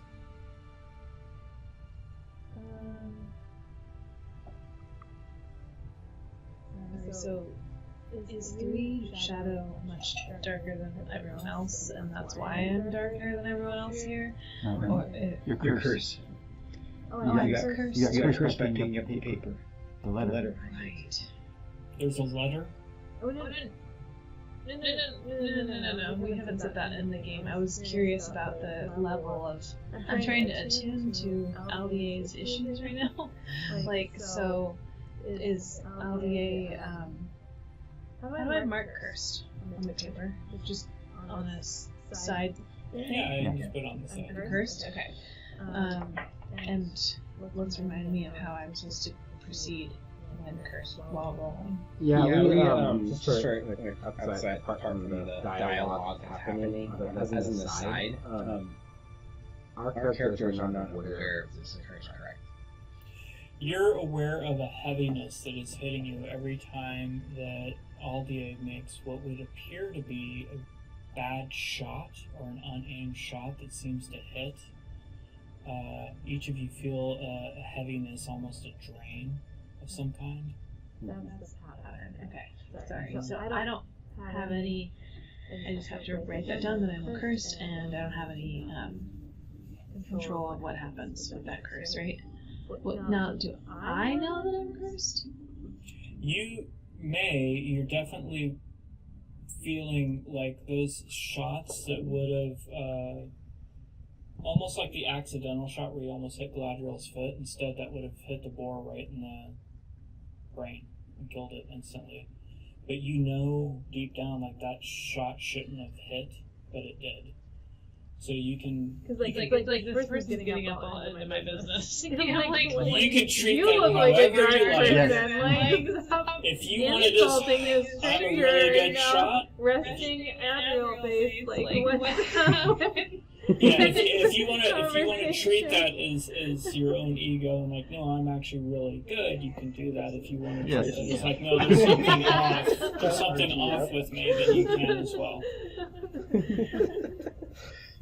Okay, so good sir, I have not slept well this evening, and we also were abruptly woken up with even worse. Like the sleep was hard. If you've ever been near the trapdoor of that under that tower, which sounds like you have not, there is no comfort in that cellar, and there's definitely, as the warnings say, evil there. I am a Lampwater. I am no ill will towards anyone, but that could explain a lot of the heaviness I have. Do you want to know the whole story? There's a creature there that can bewitch your party, and I was lucky that I did not succumb to its power, and I helped it flee back into its lair, which honestly we were uninvited at its home. You would probably feel just as I if you had had the night that I had or my party. Okay, I did not mean to offend. It just there's something. I would like a shower and there's just something about you that seems a little off. So I am just here to. There's something about you that seems a little rude. You visited the tower and so you found nothing underground. I don't recommend. What everyone's saying is what I'm hearing. What Are you in search of something here?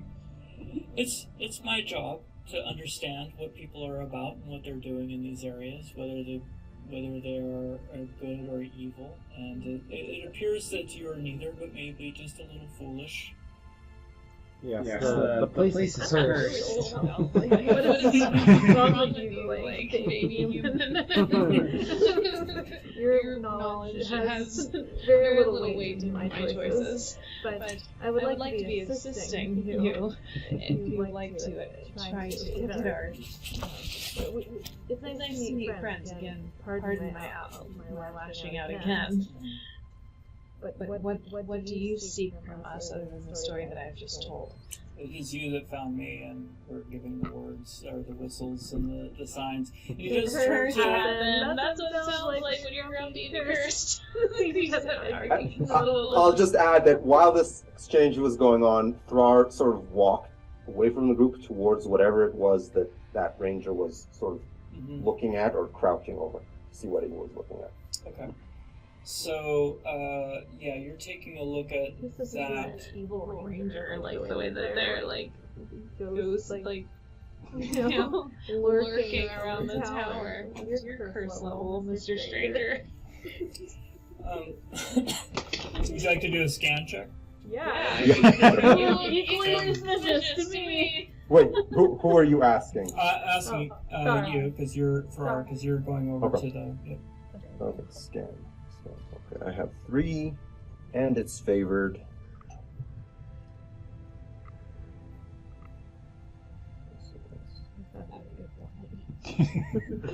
No, not at all.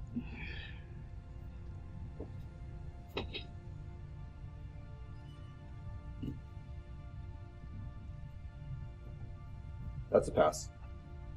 Excellent. So, No Tengwars. So you take a look at what he was crouching down and looking at, and you do. You see tracks, and it looks like there is several tracks, quite a bit, not just one, but maybe a small troop of feet, and the boots don't look like, they're clunky tracks and dragging feet. These you're determining as well that this was probably some orcs that were walking through here. And they're heading west, the tracks? They're heading north. North, okay. Mm-hmm. So they're not, there's the road, and then there's kind of they're near the road, but they're kind of more pacing next to the road, not being on the main road, as orcs probably would. So with this ranger, did you want to do it? Did anybody want to do an insight check? I think I was hearing that. I want to circle back around.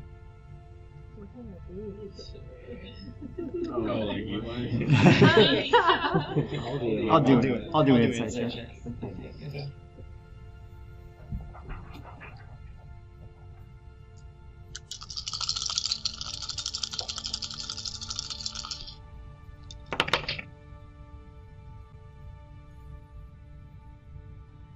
So I just met my target number 13. Okay. So, you sense that he is, while he's very hardened and gruff, he is, you do see a lot of, you feel that there's a lot of virtue with him. You don't sense any, evil or illness within this person. They're definitely weathered and, they're older, they're probably in their 40s, but he looks even older than that because of the weathered kind of conditions that he has lived in. And you can see that he is grim in nature, but not in heart. Yes. Well, it I kind of come closer to him and kind of put my hand on his shoulder and kind of give like a short apology. Our elf comrade did not mean to offend. It was just the heaviness of such a place. Really falls heavy and ill on the mind. The place is cursed, and we saw many a cursed thing, especially some nameless tentacle creature that affected our mind and our spirit, I believe.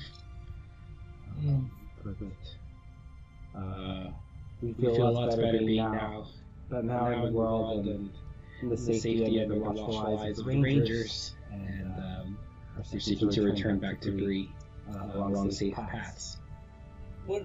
So you were looking for, I appreciate that, and you were looking for books, you say. What all did you take from her? What all did you find? I believe we found information on Lake Ebendem and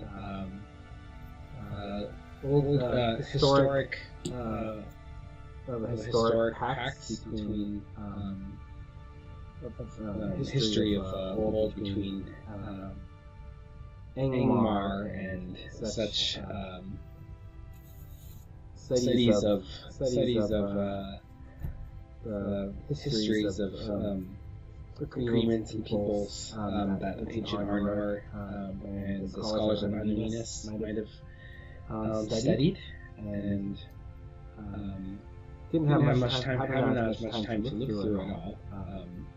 And we're hoping that the scholar and Bree may give us shed some more light on these books that we found. Alright, so just some books then. Nothing of import beyond that. No. And I don't think that you never show us the sheet that you saw. Nigerian. So many questions. And not in a way that I would like to tell a story. Yeah. I'm honorable. I saved all of you.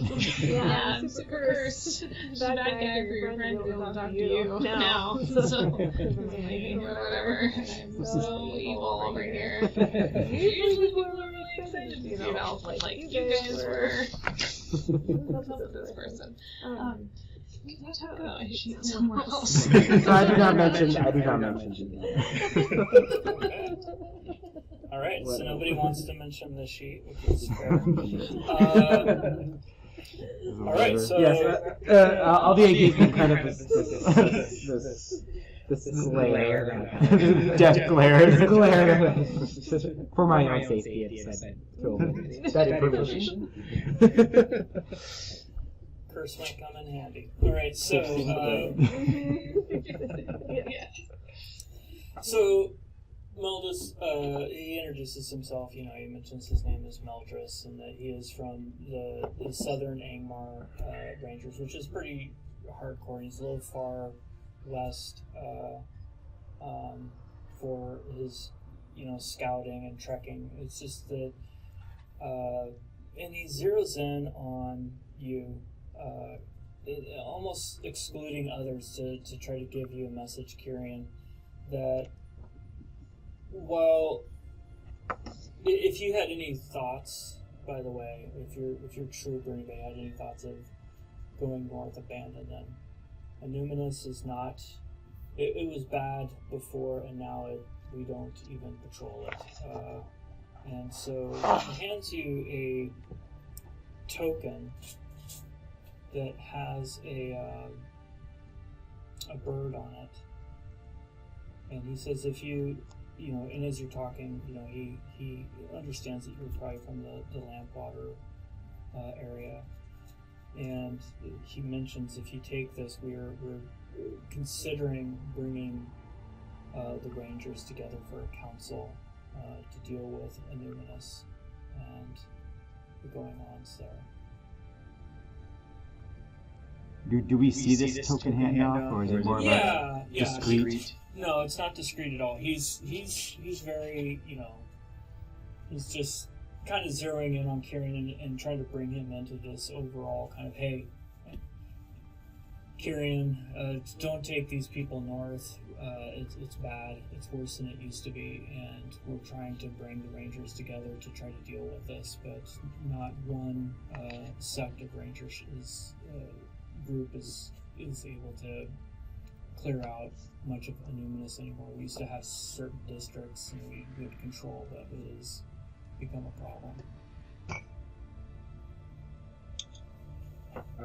Thank you. We shall definitely take this counsel to heart. So with that, he adjusts his cloak, and he bids you all farewell, and he moves on. So with that, you head down to... What direction does he go?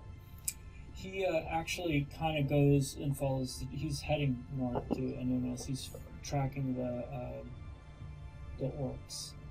And I would say you get the sense that that's what... He's just gathering information, but he's kind of... His intent is to head back with the information that he has. Yeah, Elmas, you said was the place? Annúminas. Could you spell that, please? Annúminas.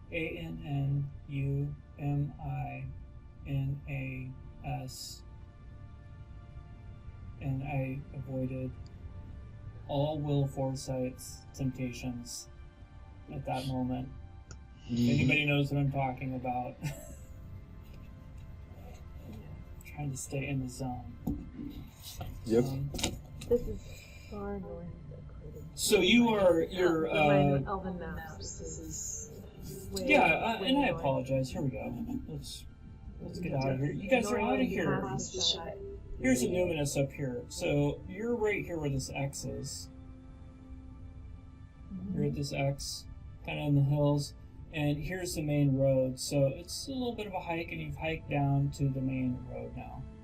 And this is Paladin. This is the bridge that you kind of saw when you went up the hill a little bit further and looked down, and you could see, a ways away there was a bridge. Mm-hmm. And this is Lake. I'm gonna mess it up. Nunium, which is Evendom as well. It's 6 different names. And It means Lake of Twilight.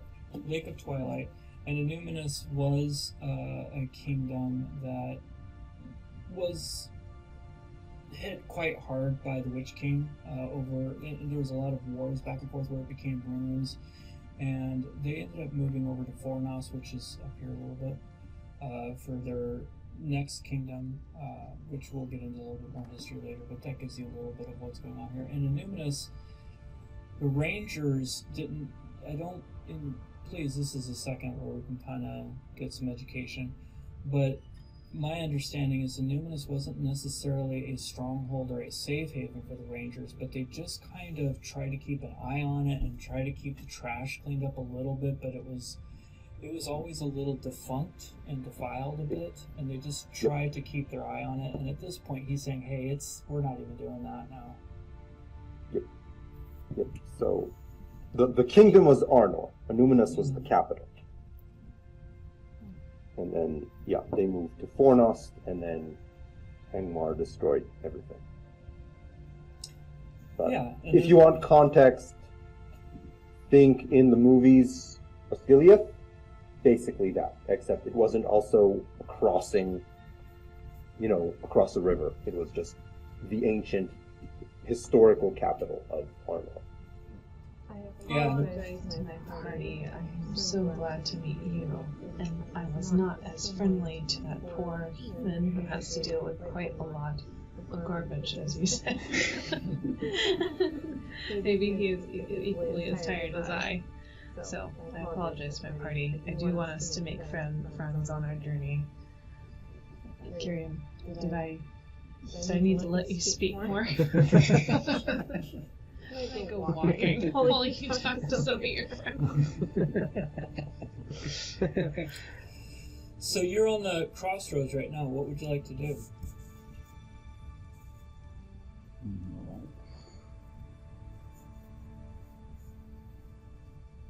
I suppose. So do we want to go back to Bree, Safe it. or do we want to?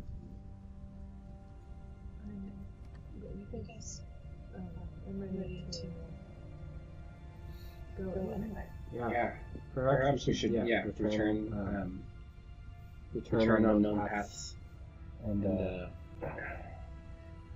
perhaps find a livelier place and that tunnel will ever be. I'm sorry I want to go into detail.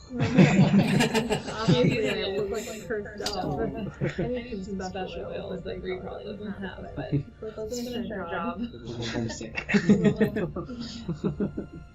Okay, so everybody. Rara, what do you I'll think? give these an expert on elves, so tell me how I do it. Okay.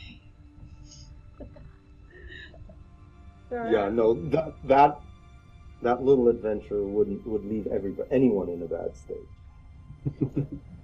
So everybody's good with heading back into the Shire. Yeah. Your beard looks like That's the it's safest morning route. as well.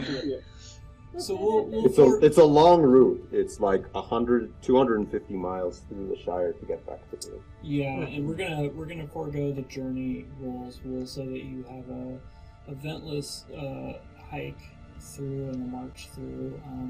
And while it is cold and it is snowing, each step just feels safer and better. You're invigorated, and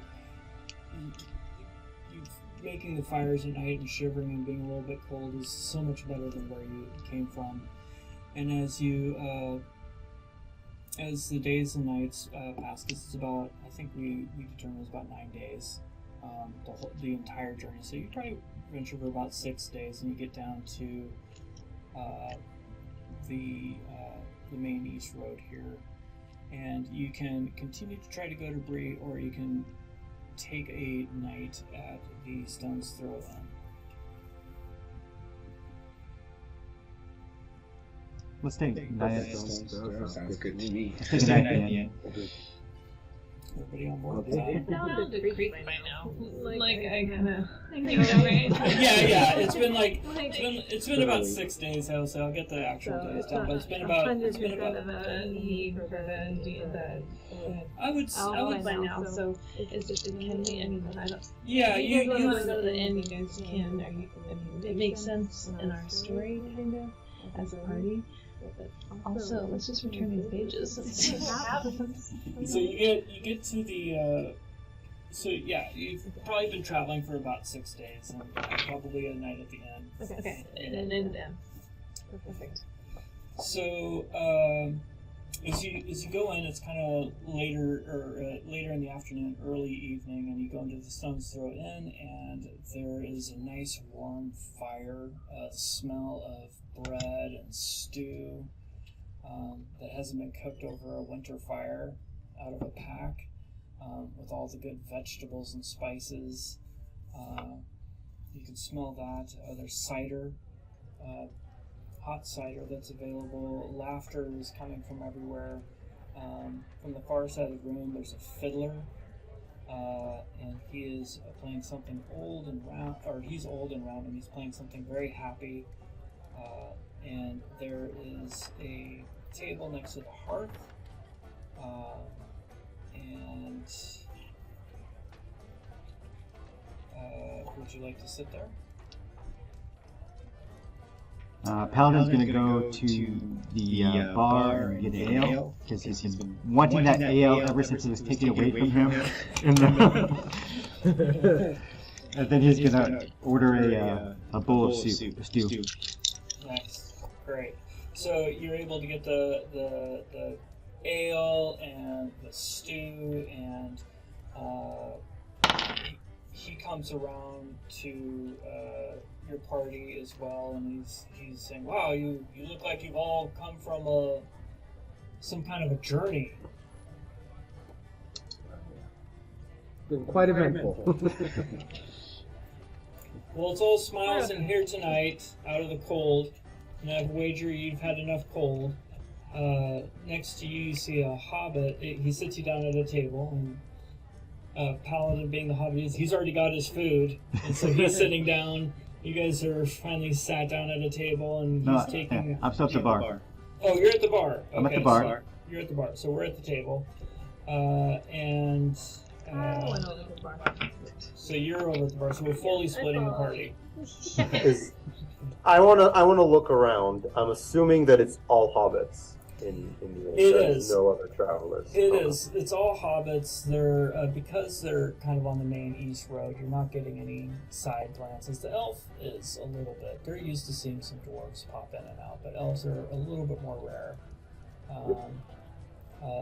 Nothing bad, just more a little. Elves are very enchanting to hobbits, and so they're more happy to see an elf, and they're whispering in happy ways. And Kieran, what are you doing?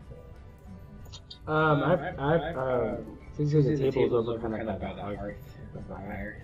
Okay. Yeah, I've kind of sat down there and just really enjoying the warmth and I'm taking it all in. You know, the laughter and the joy and the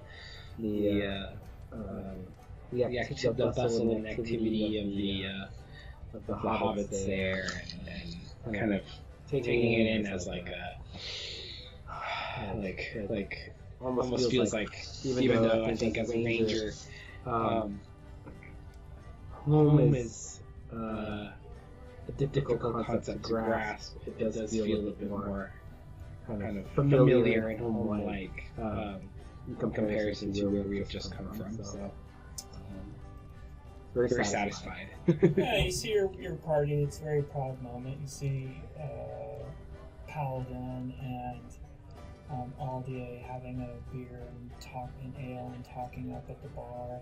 And you see Kieran inventorying with his keen eyes everyone and looking around to see what might be up.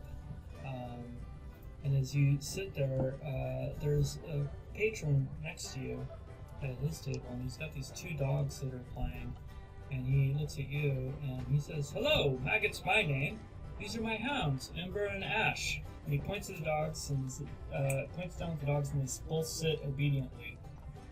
And he says, "I see you have quite the diverse company. I trained my pups to bark once for elves, twice for men, and 3 times for dwarves." So he snaps his fingers. He says, "Yes, if I click my fingers once, and I point at the elf, they will bark once. And if I click my fingers once and I point towards the dwarf, they'll bark twice. And if I click my fingers once again, and I have it wrong, towards the dwarf is 3 times and the men is 2 times. Would you like to see this?" Of course. So who would you like me to point to? Well, I point at Rar. Okay, so he goes, "All right, Ember, Ash, ready?" And he clicks his fingers and points at the dwarves, and the dogs just start yapping like crazy. He goes, no, it's a dwarf. Here, let's try again. Let's do the elf. I'll do the elf. They do elves really, really good. He says, "Okay, Ember, Ash, ready?" He clicks his finger and he points at the elf, and they just start yapping like crazy again. He's like, well, never mind. They're serving mushrooms tonight. They don't like mushrooms very much, so that must be throwing them off. And just then, the waiter brings your food, which is actually mushroom soup that you ordered, and they start growling at you a little bit. And he tells them to knock it off. So as that's happening, the doors open, letting in a gush of snow and cold, and Esmeralda Took enters, and she pushes in. Her cheeks are red from the cold. Pearls are escaping from under her green scarf, and she smiles, and she looks at the hounds laughing and slaps Farmer Maggot on the back. She orders a cider and sits down, and then she notices Paladin sitting up at the bar with an elf. She can't believe that there's actually an elf and Paladin there. She had no idea where you had gone, so she goes up to the bar to hang out with you. Paladin! What? Or actually, that's not a female word. Paladin! Paladin! Paladin! What are you doing? What? You're with an elf? What is happening? We've been wondering about you. Well, I've been looking for you. Esmeralda, where have you been? I've been at home. It was just after Yule. I went to visit our cousins. And then I came back home. I actually hang out with Addie over in Tyfield for a little bit. Oh, that's where you must have been. Okay. I was looking for you, and then I ran into these interesting company.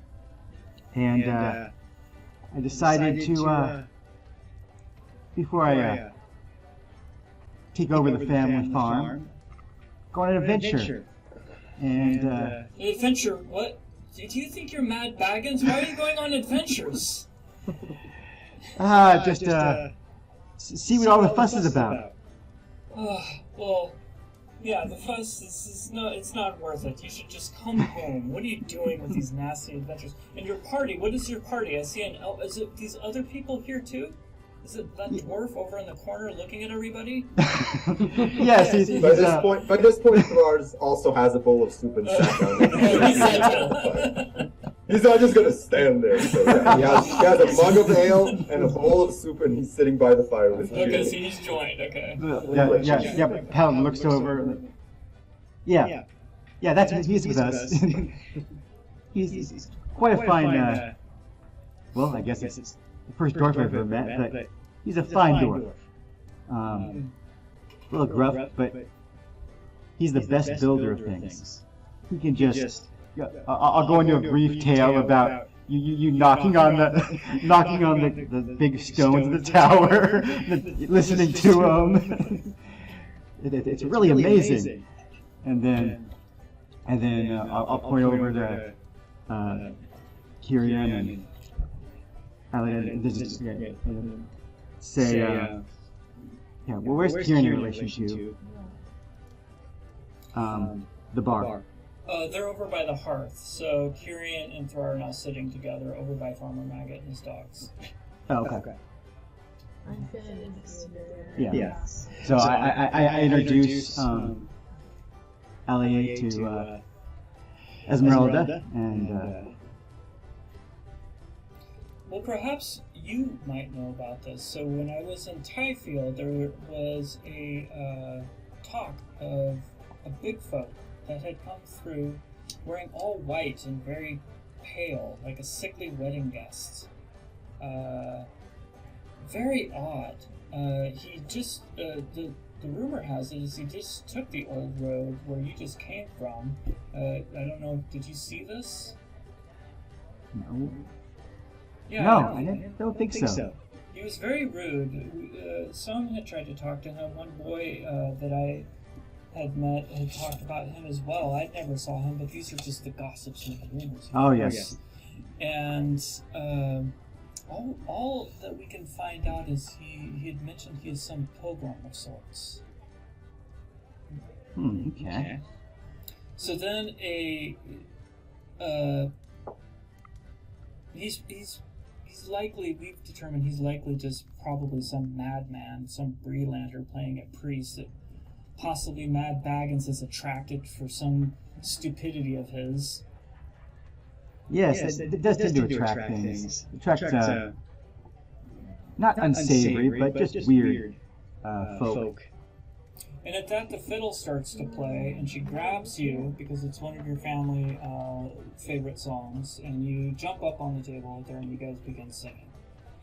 Well, with my ale in hand. With your ale in hand, of course, and so everybody can get another hope, because this is just a moment of pure joy and happiness and warmth and family. And it just absolutely warms the heart to see all this.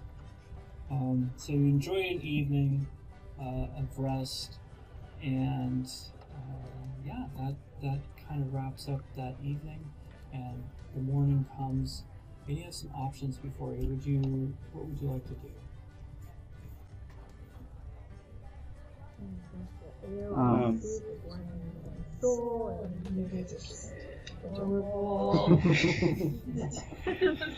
So, could you describe the pilgrim again? Wears all white. He's very sickly white. He's a big folk. He looks like a sickly wedding guest. Well, what was a big folk? Just could be Just a big elf or a man. Okay. And so he apparently didn't see him, maybe because of the snow or just traveling or sleeping, but he just went up from where he came down from. But then they also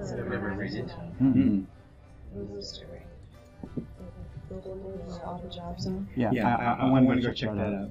That's in Bree. Oh, we're not. No, do they have one in the inn? Oh, in the inn? You can talk to the innkeep, see if there's anything. He'll likely have some chores or some errands. Okay. I'm going to go talk to the innkeep about anything that needs to be done around here. Any help wanted?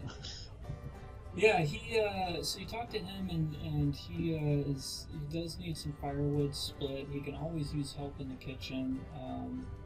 He doesn't really have any major quests or adventures, as it were.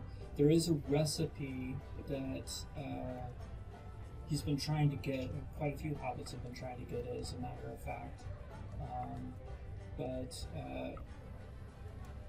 there's an older hobbit lady, the name escapes me right now, who has this recipe, and they all want this recipe. So that's one thing. It's like, if you're interested in grabbing this recipe, that would be something that would be worth some while. Grabbing as in borrowing for your use, or Yes. will she lend it to you? She guards this recipe. She doesn't let anybody know what this is, and it's not fair at this point. She's very selfish. What is the recipe for? I have to recall, coming out of character for a second, I have to remember that it might be for either biscuits or stew. It's one of those. It's a special recipe. It might be a pie. I'll have to remember. Oh, I mean, it's important. It is important. There is, I believe it's a type just have a of lot of scone. recipes? I believe it's a type of scone that she And the makes. innkeep can't put it in. The He innkeep wants a lot more recipes from her, but he's going one at a time. I want all of her recipes. I want them all. And quite genuinely, this is a minor side thing. It's a real thing. It's not fresh and top of mind of it right now.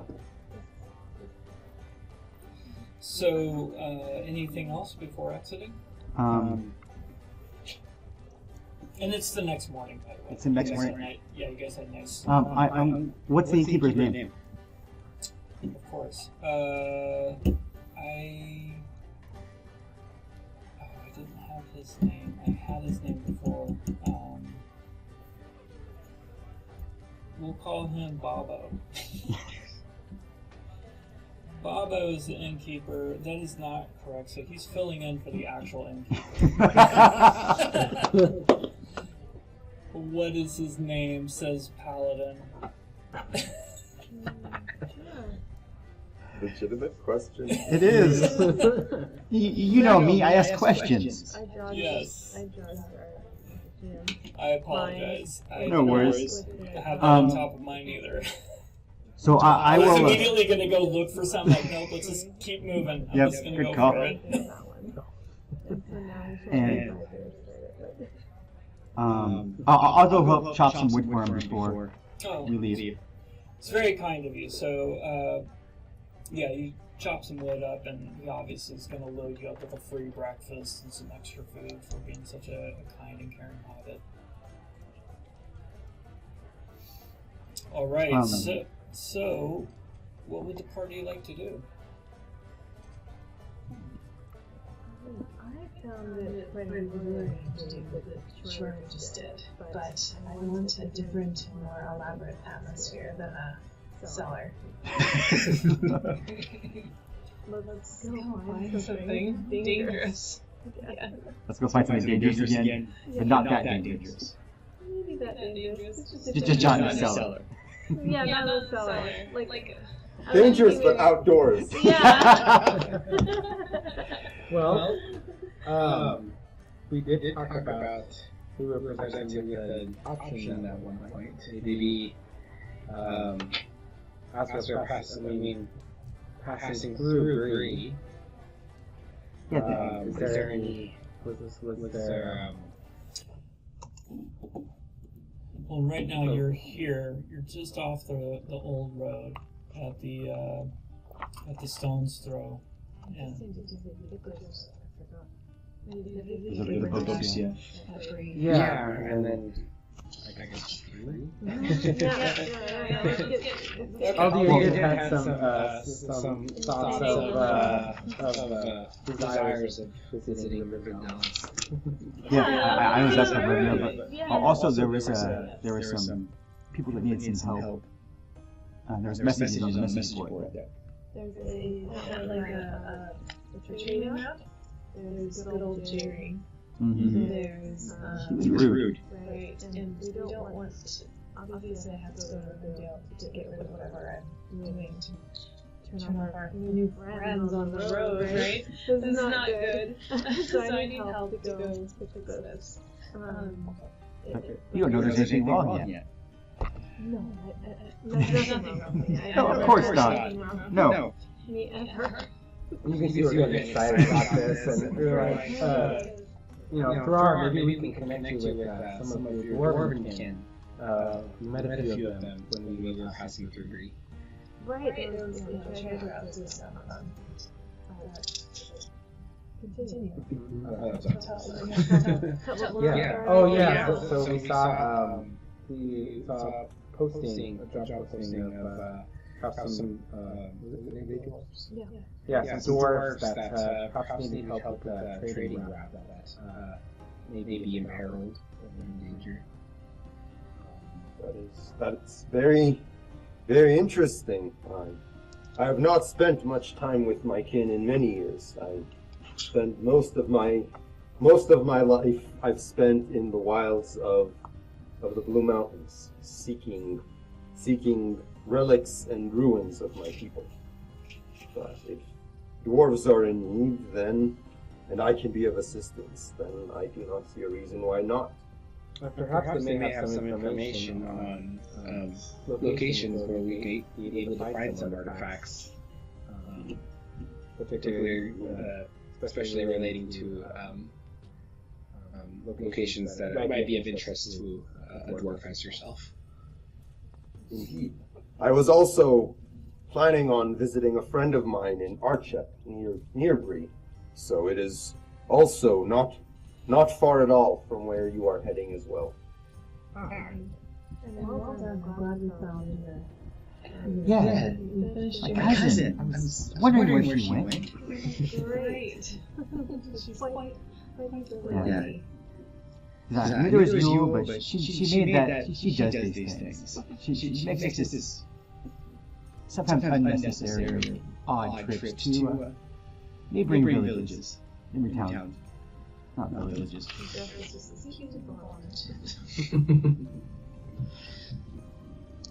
So, I'm taking it this is the conversation that you're having as you're walking to the east road back to Bree. Yes. Excellent. So, we'll have you return to Bree, and as you come in, we'll have you come in at night, because it's a long journey, and we'll say that you went to the Prancing Pony, and obviously people were drinking and reveling, and probably very exhausted, so you just went straight to quarters and slept that night. And because you are in a safe haven, at this point, you can get your full. If you have any endurance hits, you can get all of your endurance back.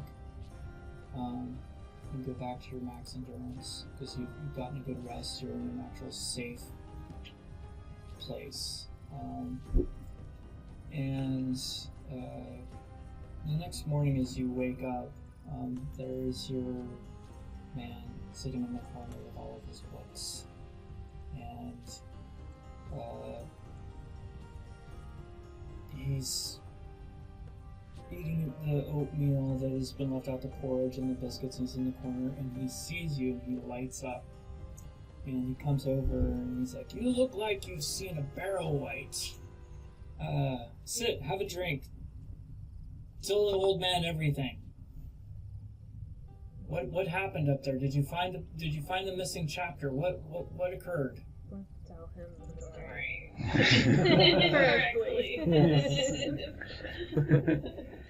Tell the trolls first. There shouldn't be any trolls. My gracious, it's a tower with books.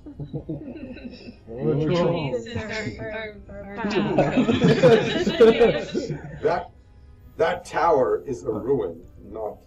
It bears very little resemblance to a tower. Yeah, I'm going to introduce the Thrar to the scholar who I forgot his name. Eldrin. Eldrin. My name is Eldrin. Well, we gotta do an adventure, right? Mm-hmm. Also a scholar himself.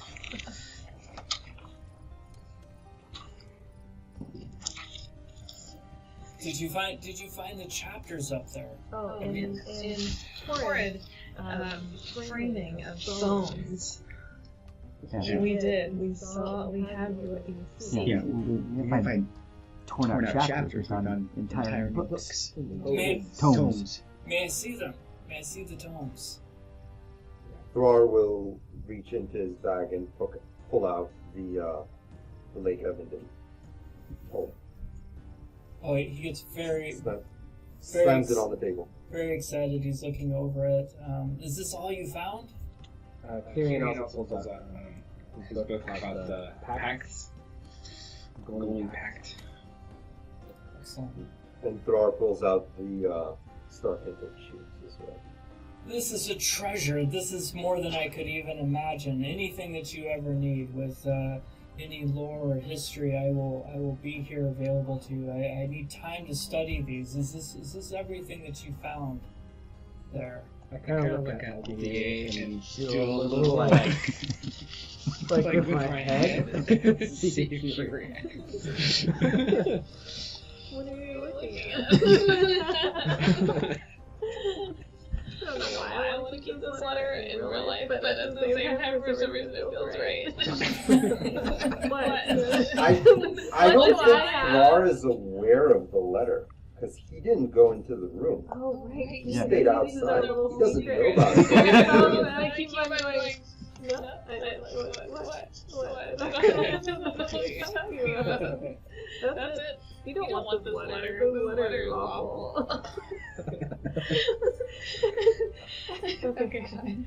Oh my gosh. Do what you want. Well, I mean, another thing too is an elf like elf who just dealt with a great vision. I really want to hand off this.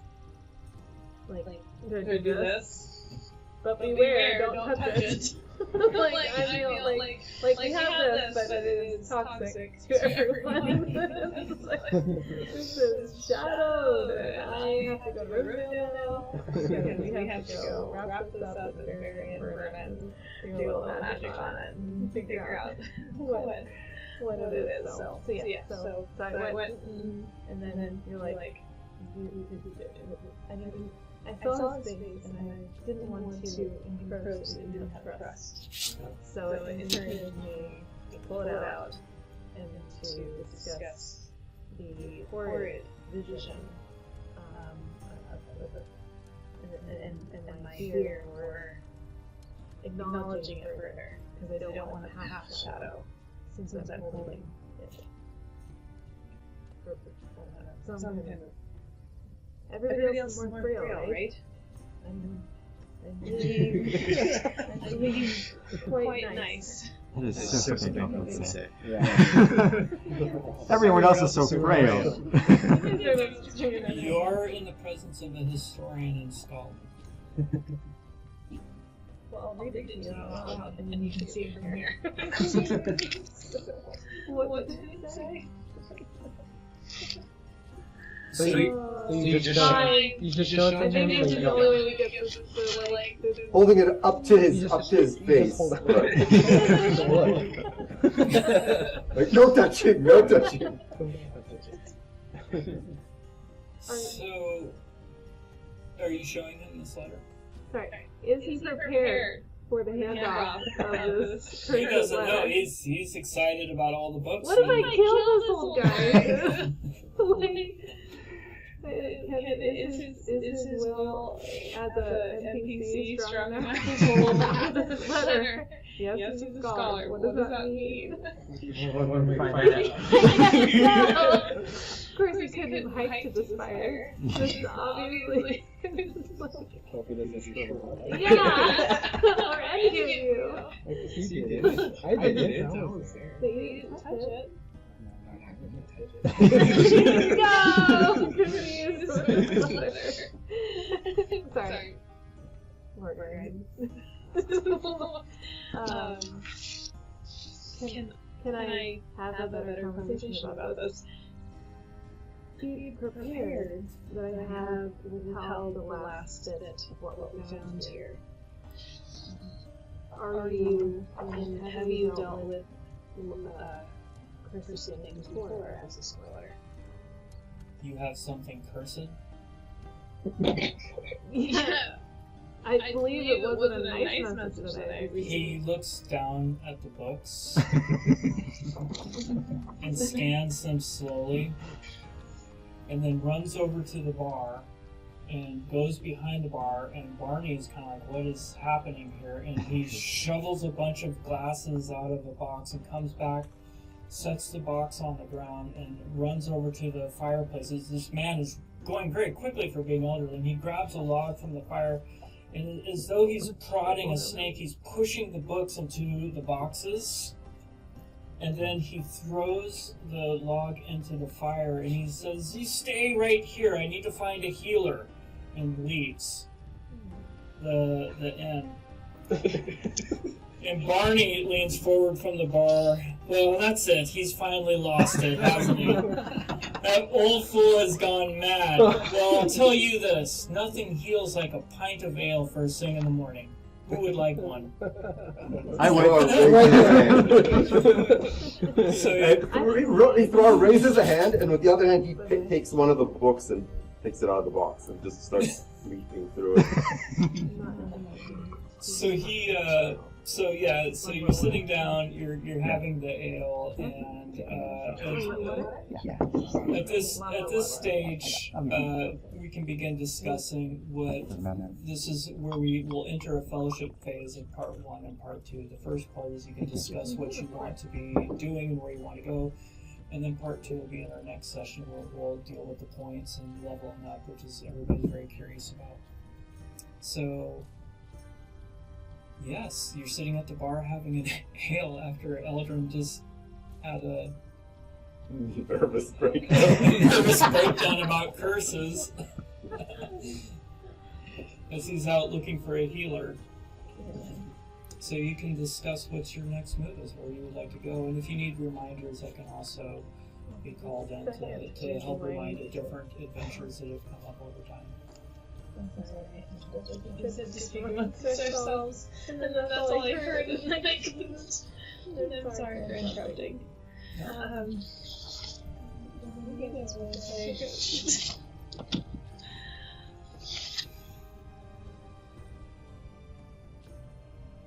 So we're deciding the next thing we're gonna... Yeah, typically your fellowship phases are going to be, they can either be the beginning or the ending, but the ending really helps as we set up where we're going to be going to next. And during those times, there's things like, we'll go through a little bit more technically, but there's healing, and this is where you actually get to spend your points that you've been earning over time.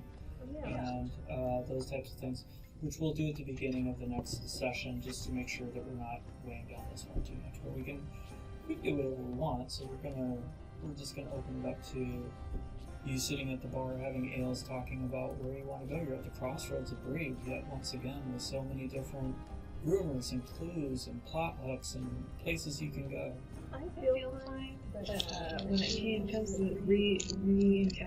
counting this experience that we had, was there something that you guys felt whenever I was shooting? Like, it felt like you guys were like missing a little bit more than I'm used to, and I'm not sure if I'm ill company or if I feel fine. I know what you're talking about. Okay, good, because the shots were not as strong as I know I could be better of a shot. So I will show you in the future when we pick this next quest. I will be avid to show off my impeccable bow skills. Did you know what she's talking about? No. It's like I hit your mark every time, and incredibly well. Oh, great, good. I mean, you guys were sleeping the last couple of shots. They were amazing. Yes, that place was strange. I also apologize to the party about my falling asleep. Very unranger-like of myself, and put everyone in peril. That book must have been, tome must have been really engrossing.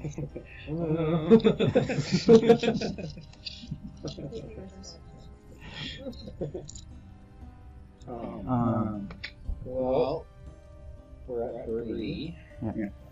I think I'd like to go take on some of the quests that we have on this board. Gar mentioned we need to go to Archet.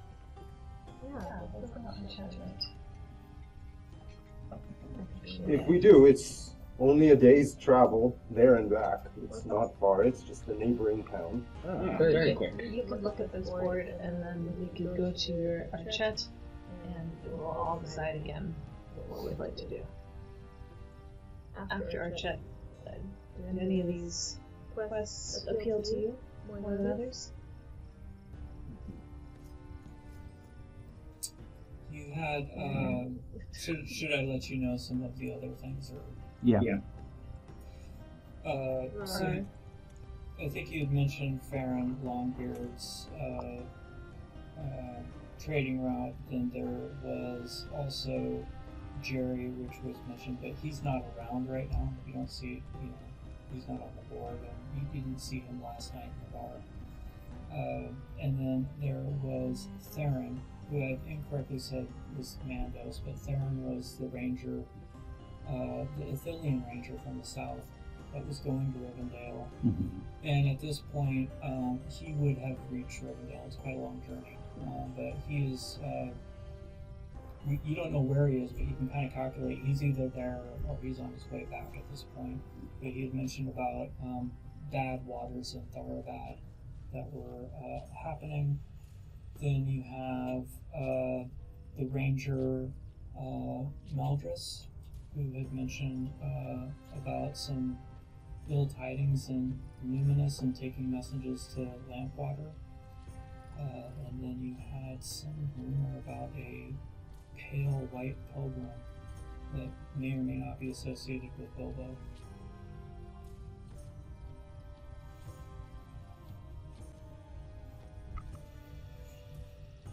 I think that's all of them. Yeah, I think we should either do the Bob Sadu's requests or contact Effie for the last journal.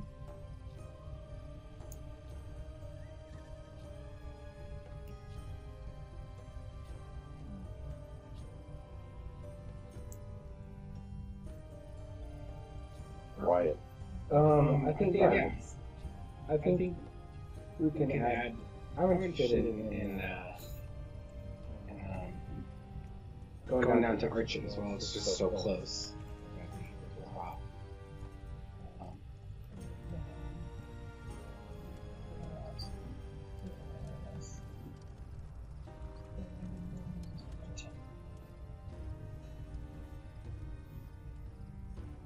Yeah.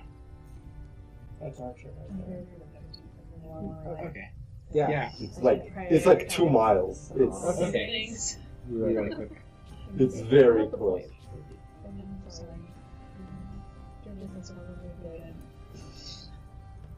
The last time I got reading as a party. It didn't turn out really well.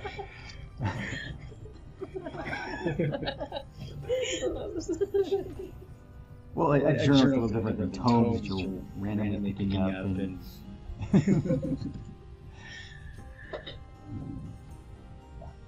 Well, I think there's a way that sounds like a lot of this maybe our next steps are maybe kind of the rear area. Mhm. I think that way everybody can hold Yeah. what they do. I just think it would be a good idea to develop some goodwill and agree so that we can, if we need any more information sources, they would potentially help with contacts and whatnot. If we have a good connection with people. You have such a big heart.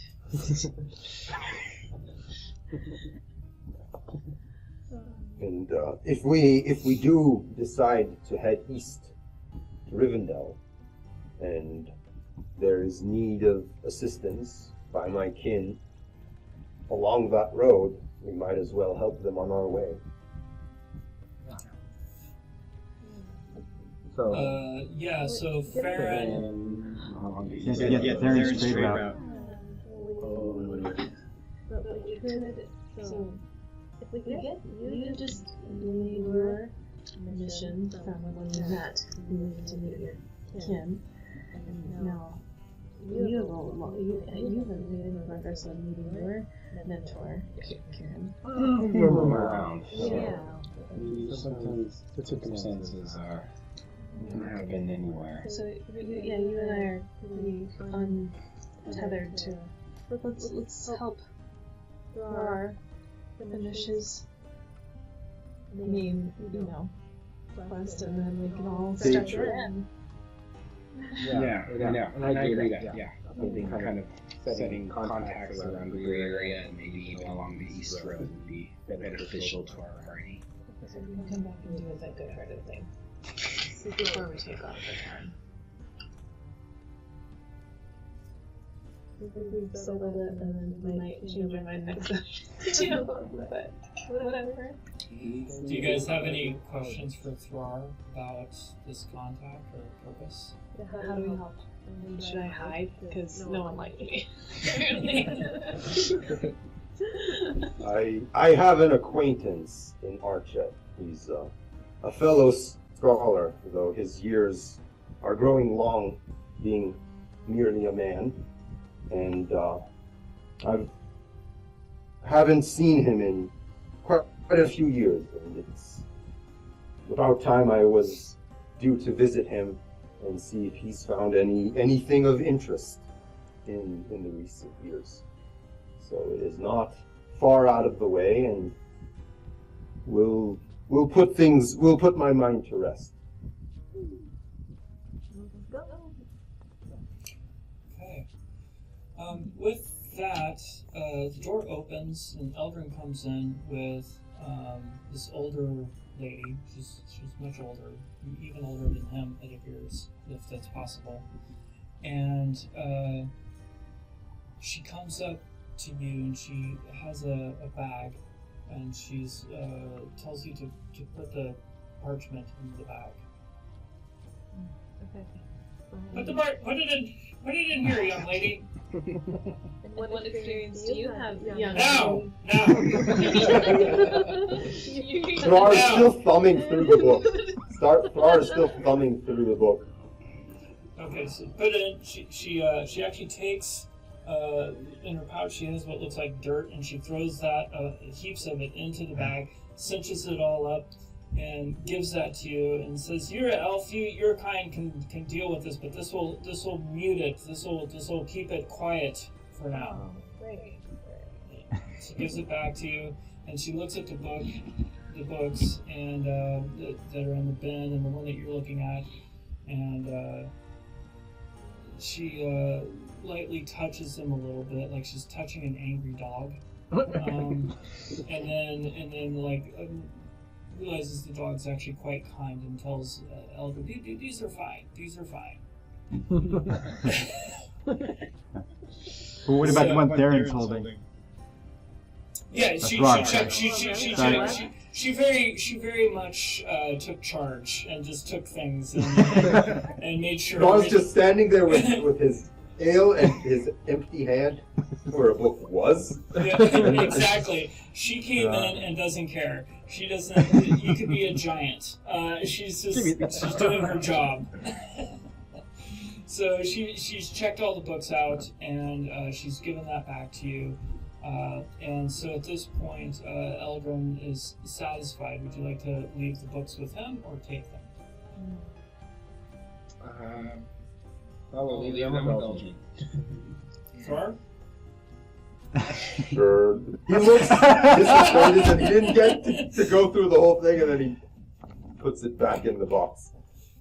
So that's I surprising. forgot to tell you, that was the quest you took back. That's why I was offering the book so well, because he leans into all of you, and he said to give him at least 2 weeks to a month, but that symbol of the arrow through the crown was not good, and he knows it means something, he just can't quite remember what. So I can't leave that with him. So that's the only thing I'm taking. We're taking. You're taking the letter, but he saw it, and he saw that symbol on there, and he said to check back with him because he will research and see what he can find out. We have 2 weeks worth of journeys. Yeah, it also sounds like it might need help magic of some sort. That concludes the adventure of the Tower of the Last Dawn, at least for now, unless you all return there for some reason. Great.